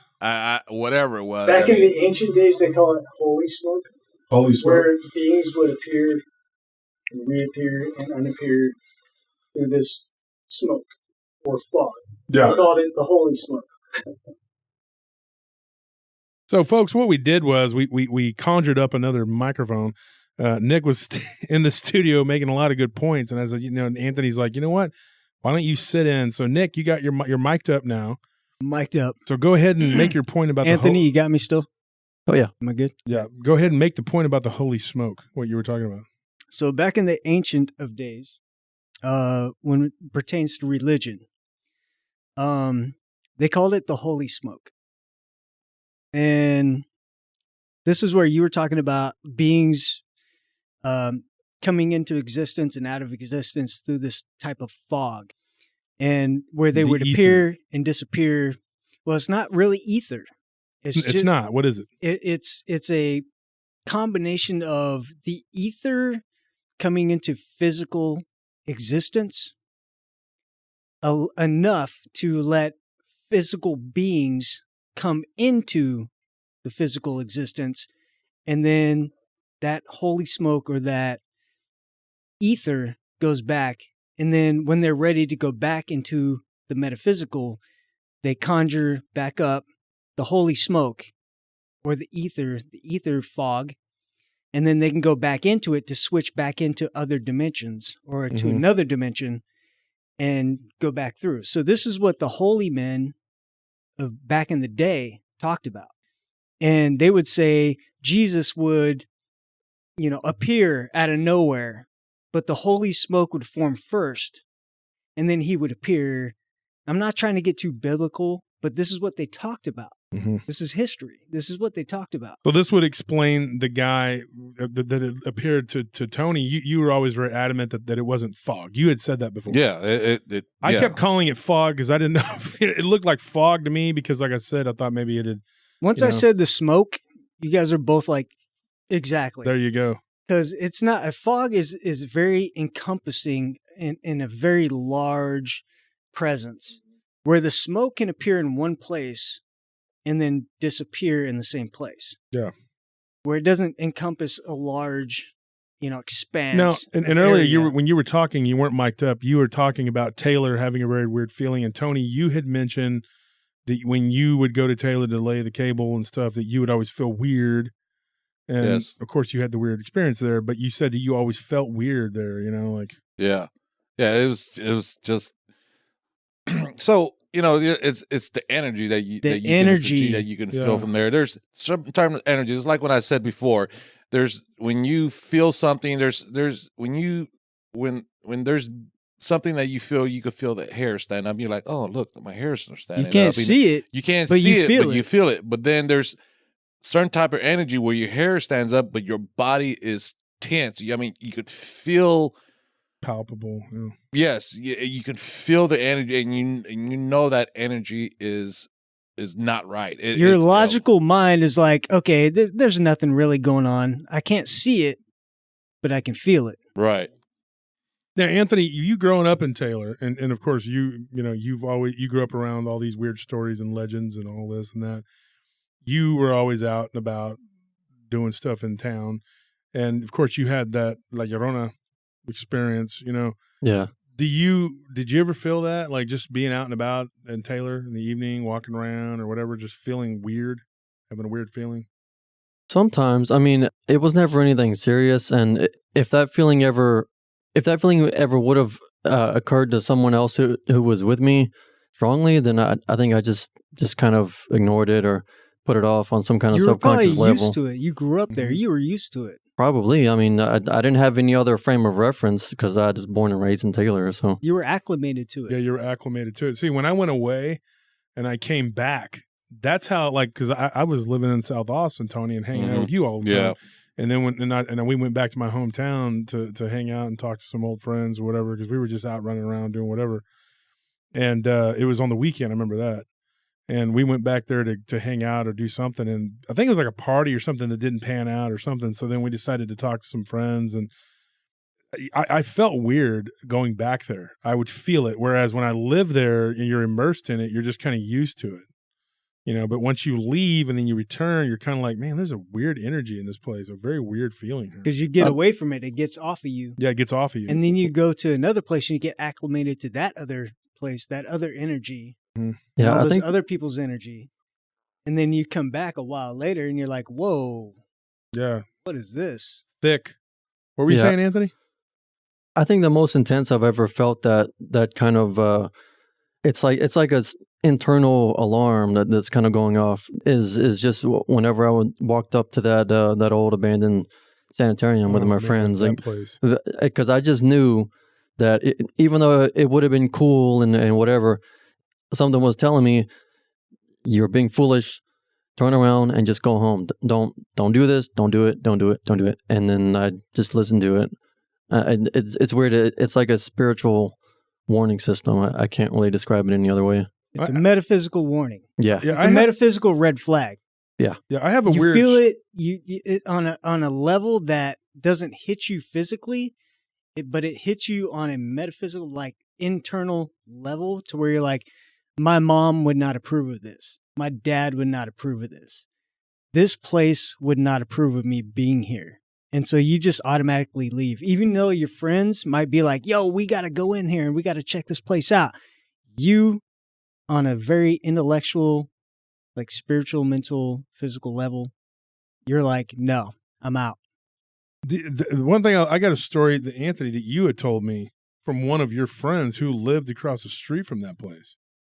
Oh, yeah. Well, he said he had a friend who lived right across the street from that place in this old house, which Taylor's full of old, creepy houses. There's a lot of old, creepy houses. They're big houses. But in a nutshell, he just said that whenever he would spend the night over at his friend's house, he would hear the pitter-patter of footsteps, and then there wouldn't be anyone else in the house, and he would see these shadows kind of run across the hallway. That like he would be in his friend's room playing video games, and his friend's bedroom door would be open, which went out to a hallway, and he would just see like a shadow casually run across and hear little footsteps, and he told his friend like, hey, I'm seeing these things, and to his friend, he was just like, oh yeah, that happens. It's here. I don't know what else to tell you, man. That's funny because let's go back to playing Tony Hawk. What he said is, y'all heard of back in the East Side Met School. Mets, yeah, Mets. I used to go to that school. Oh my gosh, it's a very haunted place. I was a student in that school. I remember, and this is where I you know, being a long time, I can tell I've learned about different stuff when I was there, because there's times when you can walk through the hallway and you know, hey, I got to use the restroom. You go to the hallway, you can hear footsteps. You can hear somebody in the restroom, which you know there's nobody in the restroom. I mean, you can hear that. You can hear the kids. And I thought it was just the next classroom, but you know, when you at that age, when you come out there, you really don't pay attention. You look, you're like, you know.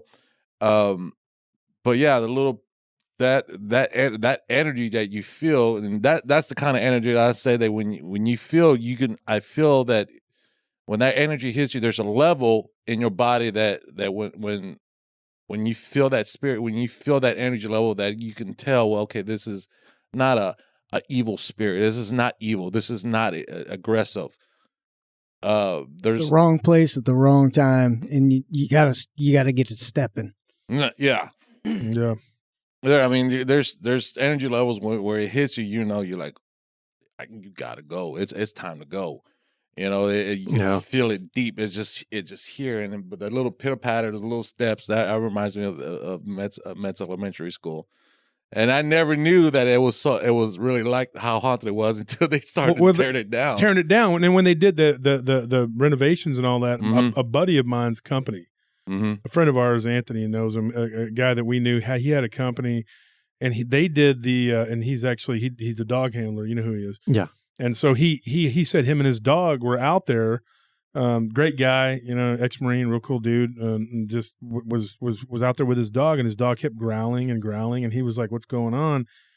He claimed to have seen 3 like what looked like little children walking like through the windows when like he was there doing security there, and he told me and another guard that still actually works for us part-time But he said, he goes, I saw this. He's like, looked like three little kids. He's like, and when I shone my flashlight on them, he said they was just black. They were just black shadows. And the light just kind of went into them, and they just sat there. It was like three little black shadows. And he was like, yeah, it was pretty freaky, man. He's like, I decided to leave for just a minute and go to the store, kind of get my bearings. And he said all night long, my dog was just growling and growling, and he couldn't get him to stop. And then the next night, the dog wouldn't go. He wouldn't even get in the car with him. And he said that he worked it for about a month. And he said it was like he just stayed facing away from the building because he didn't want to deal with the right. Yeah. No, I was in construction for 15 years. I had a GC company, and I noticed that a lot of places that wanted me to tear down apartment complexes, big houses, they were like, the place is haunted, so we want to tear it down and rebuild something else. Yeah, well, it's still there. And so I'm like, okay. And then 6 months, a year later, they'd still complain the place is still haunted. I'm like, well, you just tore down the structure, the physical structure. You didn't get rid of the spirits that grew up there, died there, and like still have memories there, and their astral body, their astral like consciousness is still there. Mm-hmm. And so they'd eventually bring me back because they knew I wrote books on metaphysics and, how to get rid of like, spirits and stuff like that. Well, like, So we spent a bunch of money, like, tearing down and rebuilding. How much is going to cost to get rid of these spirits that are still haunting the place? Yeah, it doesn't go away. And I'm like, you don't have to pay me money. Just give me one thing, and I'll get rid of these spirits, and I'll help them move to some other place, because you can't get rid of them altogether. This is consciousness on an fettered level. Basically, you can't destroy consciousness. Yeah. It can go to sleep for a while, but it never gets destroyed. Exactly. It just moves around. So Nick, that begs the question though, like, hold on real quick. I mean, I gotta say this. You had a friend who had a complex in Taylor that had been torn down, but it still had the slab, and you know how sensitive I am to spirit stuff. And nobody will buy the. And you were like, slab. Hey man, you want to buy those 2 acres? You can. But I was like, no way. But I did offer to get rid of that the old spirits that were there, make them move around. Well, I'd rather just not do it. Yeah, exactly, because you grew up there. And I told you grew up there. And see, Tony, I told Nick when Nick told me that, I said, Nick, I'm good. I don't want to. When you described it, because I was you grew up there. Yeah, exactly. There could be a whole stronger consciousness, like personality that comes and builds there, and they just clear the place. But they also know me, and they know I can clear the place and get them to move to somewhere else. You know what I'm saying? So go back to your idea of this guy that we were talking about earlier, the one that me and Tony encountered, the whatever he was, the blackface guy. Yeah, the dark out eyes, the void. Now, explain the idea what you had said off air for that minute when we were micing so up. the void face. Yes. Void of mouth, void of eyes. Yes. So when you sign a deal with the devil, now you got to understand that when you're dealing with what people call the devil, or El Shaitan, or Shaitanel, or whatever, you got to understand this isn't just a person. This is a consciousness. This is a level of consciousness. So when you're dealing with that level of consciousness, it's not one particular being. It's a level of consciousness that you're dealing with. Like a hive mentality. That you're signing a metaphysical contract with. Some people do it in blood. Some people do it with a prayer. Some people do it with an oath. Now, this is some crazy shit, but I'm sorry. I'm working on it. Anyway, so you got to understand that this is an oath. Just like we were talking about the other day, spelling. Mm-hmm.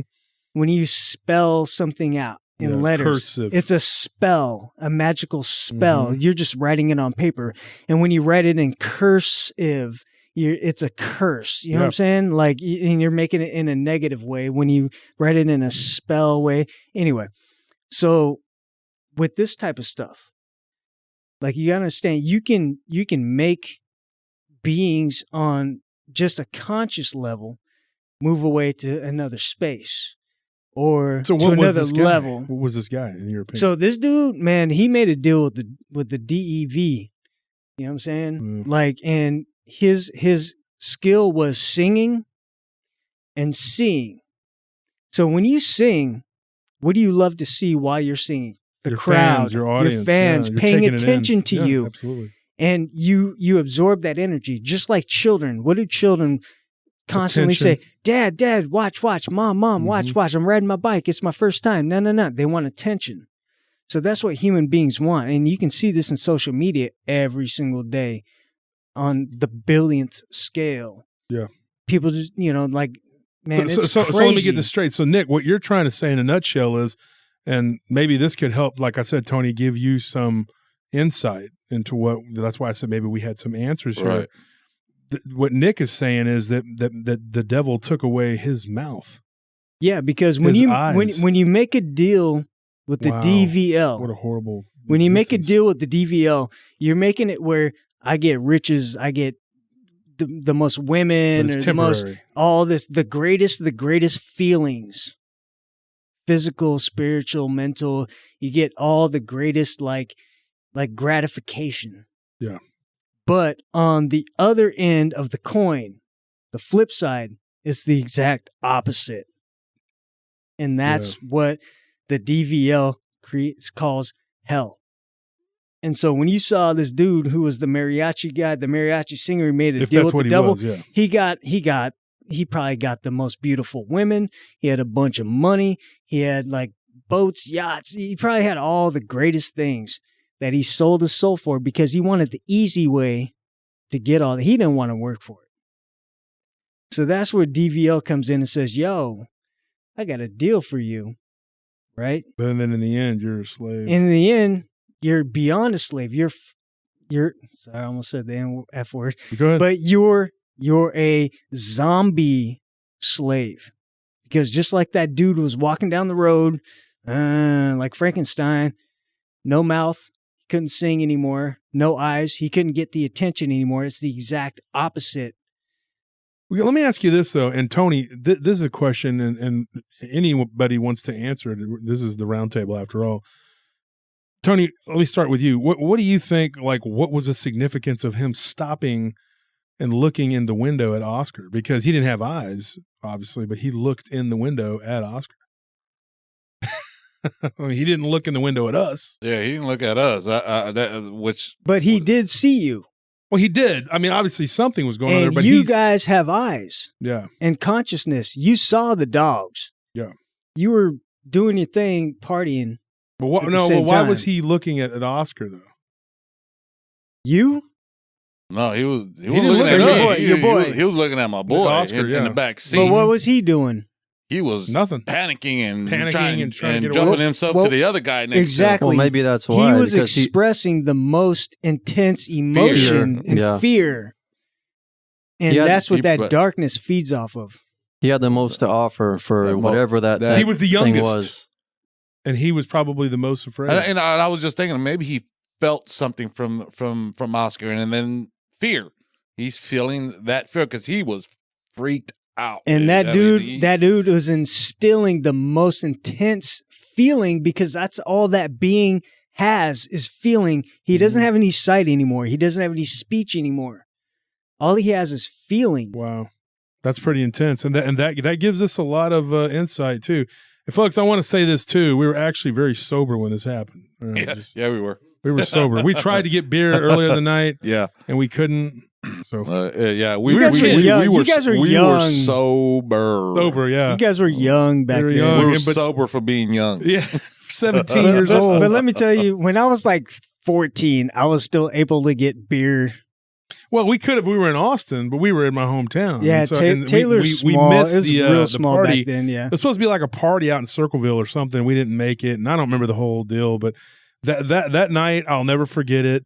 Now, I wanted to move on from that. Nick, that was a great explanation, but do you think is that correct? Do you think, Tony? I think he was there. He felt something there.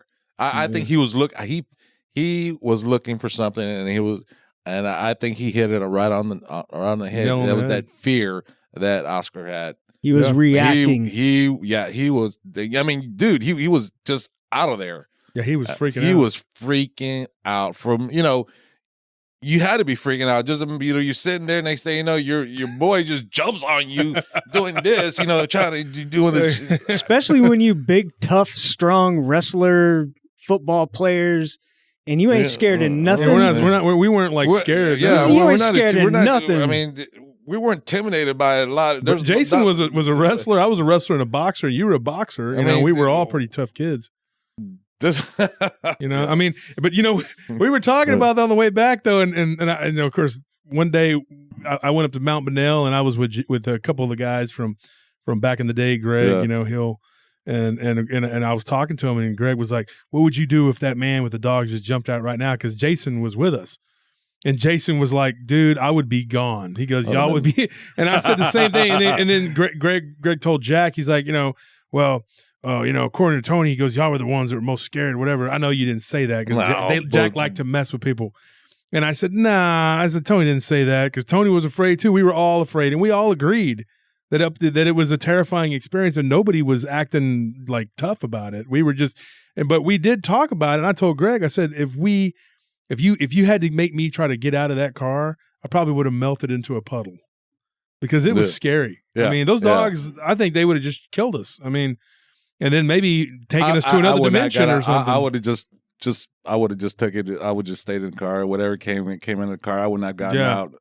Those dogs, I'm telling you, I was focused on those dogs were there. They were roaming around for a reason. But the thing is, nobody remembers the eyes glowing or anything like that. No, there was nothing weird about that. Like there was no yellow or red or. It sounds like they were like junkyard dogs, just following a dude. Mm-hmm. You know what I'm saying? Like that's scary in enough as it Why is. they were jumping up on the car though was a whole nother. You might have been in their territory. It may be. I mean, that area was a pretty rough area. Because like junkyard dogs, if you roll up in their spot. So you're talking about junkyard dogs from hell? No, like, have you ever been to a junkyard? Well, yeah. I know what junkyard dogs are, but these were not real. I mean, to me, the way they moved and the way that they kind of disappeared. That sounds more like Hellhounds, but it also sounds like Hellhound junkyard dogs. That's what I meant, like Hellhound junkyard dogs. Yeah. So Tony, moving on, did you want to talk about, you said there was one other experience you had in your life that was really intense and terrifying. You want to talk about that or? Sure, why not, man? Are you ready? Are you ready, dog? I'm here already. So, I mean, okay. So, and this was maybe a year and a half after when I was still at Sunny Meat apartment. Yeah, where you lived? Those apartments were haunted, dude. Those apartments were tripped out. That's on the east side, right? No, this was on the south side. Southeast side. Southeast. Southeast is right there. Southeast. Old Torf, yeah. Southeast. Yeah. I've been to Sunny Mead. Yeah. Bro. Those were some rough apartments. Bro. Yeah. They're roguish. Yeah. You didn't want to go swimming in the pool, man. You might get a syringe in your foot. But the experience that happened to me, and I've been trying to figure this out for a long time, and this is more of a spiritual level. This wasn't more of a physical. This was more because remember I tell you, there's things that I got used to that I don't put myself around, and we was with a group of friends. And they wanted to play with the Ouija board, and as soon as I caught eye on that, but they already had was playing with it at the time. All right, so I walked in on that, and I seen, hey, you want to? I was like, "F you, no, I am gone." It doesn't matter. They opened the gate. They already opened it. It's already okay. So later on that night, I was in the apartment. I was laying down. I was going to sleep. I was having. It was more of a spiritual because there was and I felt this presence, man. And like I said, and I know I said this before already.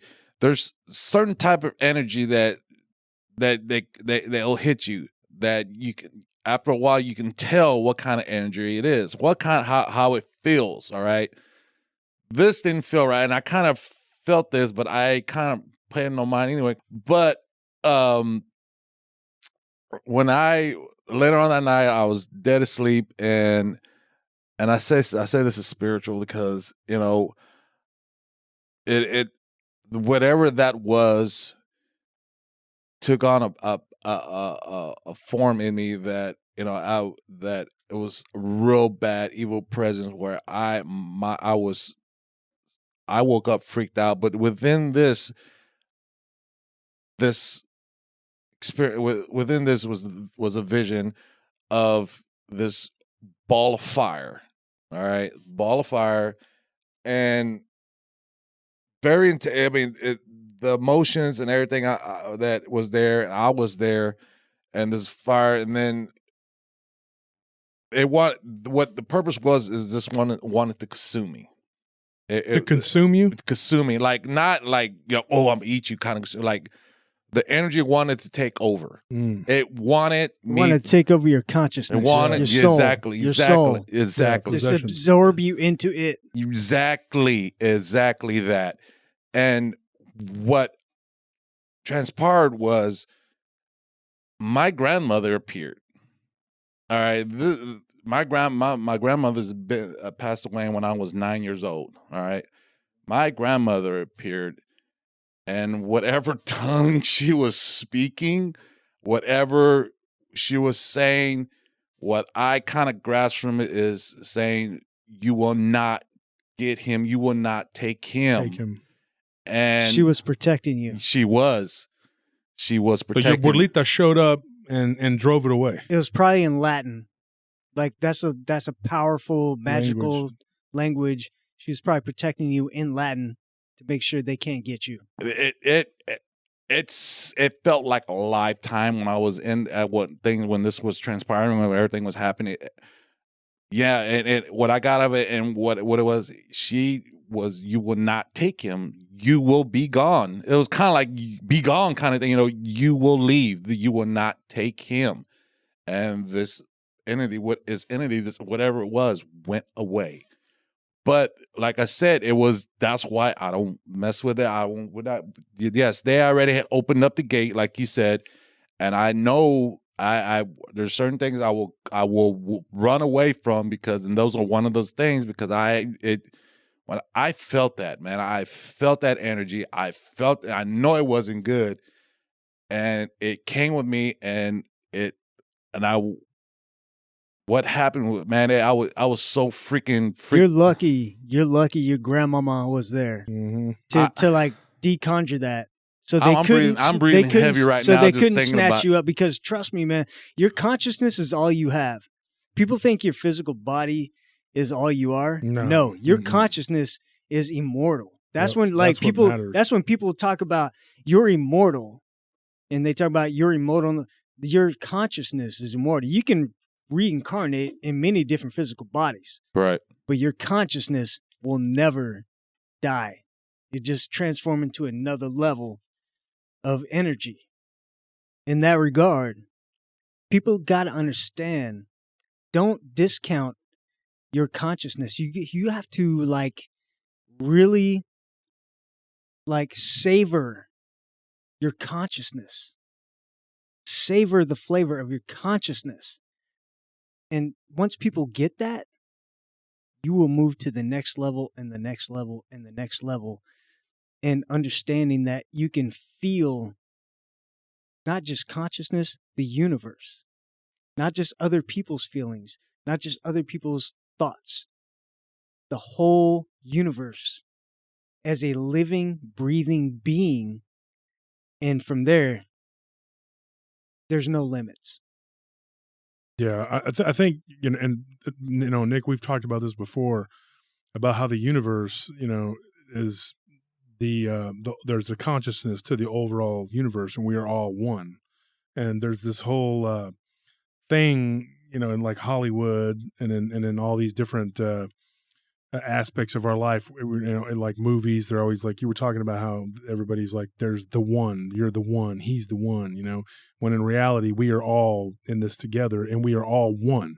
Yes, we are. There is one, but it's all of us, not just one individual. And they just try to put it on one person. And say that that's the trick. Yeah. And then that was another thing that Jesus talked about when he came and said, he came to teach the word of God to the Greek, the Jew, the Gentile alike, that all man could get salvation. that was something that wasn't appreciated at the time. They were like, nope, we're the ones. It's us, not, and so we're God's chosen people. And so you can't do that. That's not, so that was what they at the time were not ready to accept, but Jesus was trying to explain that we're all in this together, and I think that's one of the things that he was talking, on the level of what you were saying about your grandmother. Now, Latin being the language that, Nick, do you want to explain a little bit about that, about the Latin thing? So what people, like, I study ancient history. I read books on ancient history, ancient human origins, advanced anthropology, advanced origins of religion. Which eventually we will get into on the show. Oh, yeah. Oh, man. It's good. But people understand that language writing is very powerful. And our language and our writing has been downgraded so much throughout the centuries. And when you go back to Latin, which is a lot of magical incantations were spoken in Latin, because it was a very powerful vocal incantation, like just making incantation-based language, making things come from the metaphysical to the physical, basically. That's why Latin became a dead language, is because they understood how powerful it was, and they had to stop. Because it could speak things into existence. Exactly. So our boy here was talking about he, went into a state of mind where his grandmother came to, and she was speaking in Latin because there were these beings trying to consume his soul. And his grandmother, who's past deceased, came through and was speaking a Latin chant. More than likely. To protect him, and it worked. So that's... she cast him out. That's proof. Yep. So for a lot of people that don't understand that language and the vocal tone, the whole universe, one verse equals vocal. Verse means vocal. So the universe is held together by a one vocal tone. Mm-hmm. And we'll get into this later. It's coming in my next book, what that actual sound is. And it's not ohm, and it's not, hey, none of that. It's one specific tone that holds what I call God's glue, that holds everything together in physical and metaphysical terms. But you got to understand that how we speak, what we say, how we say it, the enunciation, and it all matters. The way we say it, the way we put it out there with how loud we say it, how softly we say it. You got to understand, people out there really realize that what you say has power, and how you say it, how loud you say it, how soft you say it, the enunciation of what you say affects everybody, and it creates a reaction out of people. Is that true? Yeah. Absolutely. You really, for real. Thoughts become feelings become actions lead to results. So you gotta really pay attention to what you say, how you say it to people, and just think your words out before you say it, because words are powerful. Yeah. Words are very powerful. And I don't believe in coincidences. I don't think it's a coincidence that I, gravitated towards you, Tony, when we were in high school, and that we hung out and we had similar interests, and because we became friends before I even knew that you boxed. Yeah. And then you were at South Austin Rec, and I was at Metropolis Rec. And then I was like, you box? And I was like, yeah, me too. And then, we both had black eyes. So, so then we ended up kind of cross training, hanging out. Black-eyed guys, not black-eyed peas. Not black-eyed kids, guys.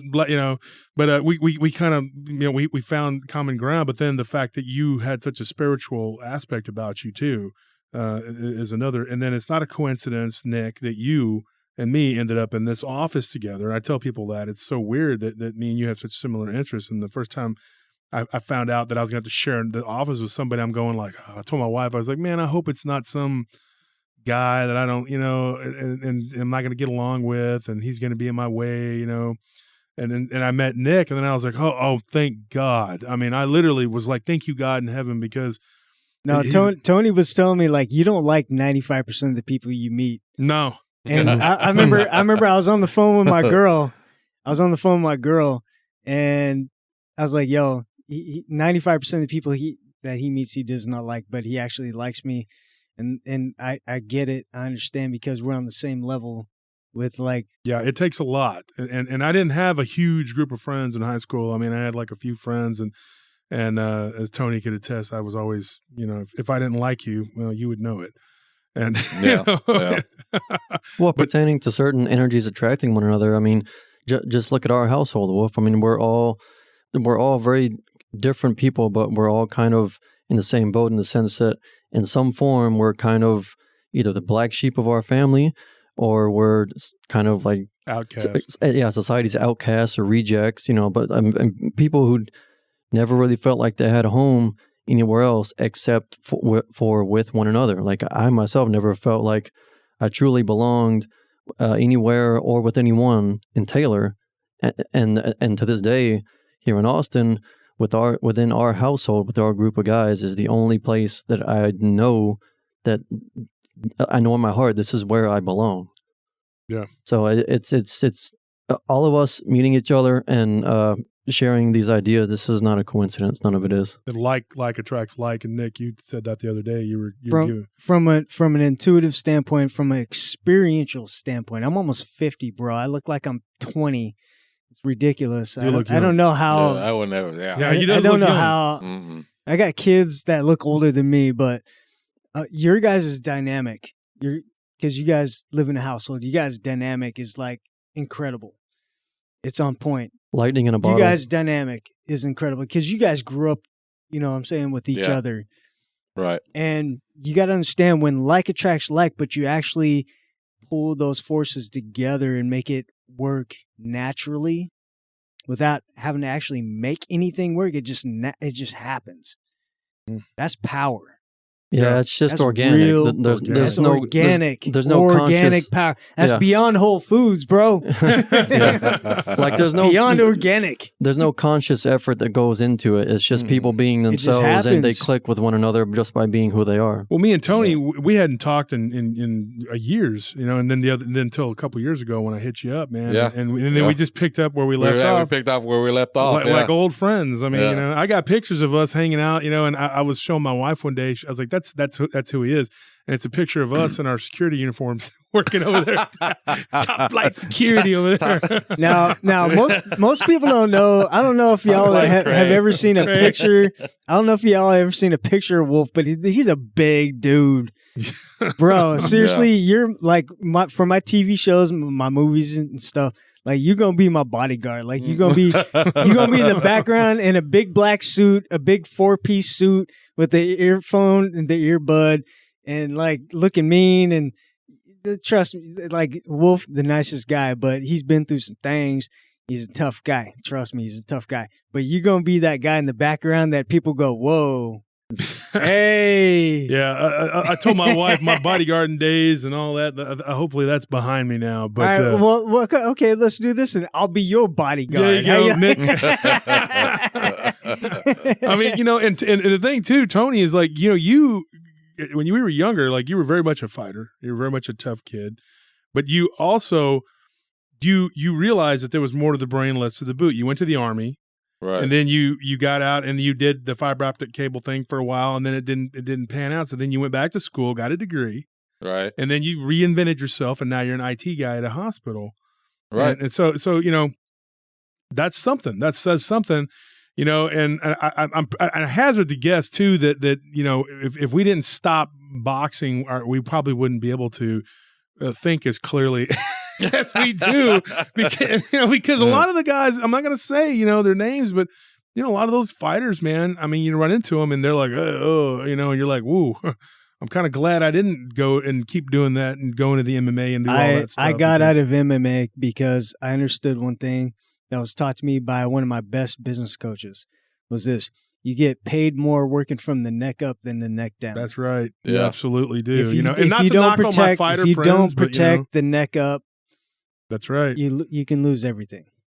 Yeah, I mean, and like my buddy Chief, he comes on the show periodically. He's in MMA. He does Brazilian Jiu-Jitsu. He teaches it. He's got a school, Arcanum Combat, and he's actually he goes to tournaments on the weekends, and he's kind of stopped doing the striking stuff, because he wants to preserve his mind, and I got some friends out there who are still fighters and doing what they're doing, and I'm not knocking anybody for it, but I wouldn't want to do it again because I want to keep what I have intact, and so the last thing, I think, Anthony, did you want to say something in terms of what happened with Tony and his? Yeah, I just wanted to make a point that the fact that his grandmother was speaking a language unknown to him, but yet he could still comprehend. Yeah, like kind of deduce what she was saying is kind of something that I can relate to, because when you're in altered states of consciousness, you can kind of understand like certain languages that you don't understand when you're your normal self, and you can understand very complex ideas and kind of weave these complex ideas together in this big tapestry, this giant web, and develop like an extremely deep understanding of how all these ideas, these people, these places, whatever it is, are connected. But then once you're pulled out of that altered state of consciousness, it all goes away. And you struggle to, with your physical mind, you struggle to try and think like, man, but what was that? I understood it so well in my dream or when I was during my meditation, whatever it was. But I just, for the life of me, I can't pull it together with my physical mind right now. But on a spiritual level, when you're in that different state of consciousness, it's like it soaks into you like a sponge. It's effortless. Makes sense. You're like, did I really understand that? Yeah, I did. But did I really understand that? Yeah. Yeah, because I did, but do I accept it? Yeah, that's accepting of it is a big part of it too when you come back into this reality. Yeah, because I think whenever you're back in this reality, obviously you're subject to your body's limitations and your own beliefs. Subject to your own beliefs and your own the capacity of your own physical mind. Well, folks, I hope you enjoyed it. This has been another episode of PRT, Paranormal Round Table. I'm here with Anthony. That's my nephew. Tony Duran, one of my old friends from... Thank you for having me here, 30 man. years. We've been friends 30 years. Man. And Nick, it was a relatively new friend of mine, a couple months now, but we've been sharing the office, and I haven't wanted to kill him. So, I mean, that says something. I like him. I like talking to him. And my wife likes having you here because you're a very calming influence. I have not want to kill you, but also your wife approves of us hanging out. Yeah. So that says a lot. That's the most she don't important. like a lot of people. Yeah. She says I'm basically therapy for you. Yeah. Which is you ground me with some good ideas. But bro, we really know a lot. We're both like, we know a lot, and we want to share this stuff with people. And he doesn't say that in an arrogant way. What he's saying is like we've studied a lot. Nick is constantly in there, working away. He, like you said, he writes books. One of the books you're going to come on and talk about, and it's kind of a self-help thing, and I think that people will like it. Self-help, ancient history, ancient archaeology, ancient technology. Yeah, studies, man. Believe me. Human origins, beyond human origins, and we're gonna talk about that. So we are going to let you go for right now, folks. Everybody out there in YouTube land or Spotify, whatever you're listening to us on. Good night. Good night.